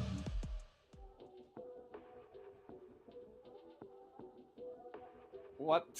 They didn't look too excited, but they probably already celebrated after their win in the first series already, the first game already. So at that point, they were just glad to be able to take some rest because they had a long journey this far, and it's been fruitful for them. They make it to Riyadh. Yeah, it's gonna be a tough one for them because now they step into the ocean. This was the kiddie pool, right? We have the local competitors. It is time to get them to prepare as we end the Esports World Cup Last Chance qualifiers. Thank you for joining us. It has been a blast for this past 2 days. Yep, it has been your favorite kind of tofu, Kindofu, and with me is Zero as well. It's time for us to sign off, and we will see you in the near future.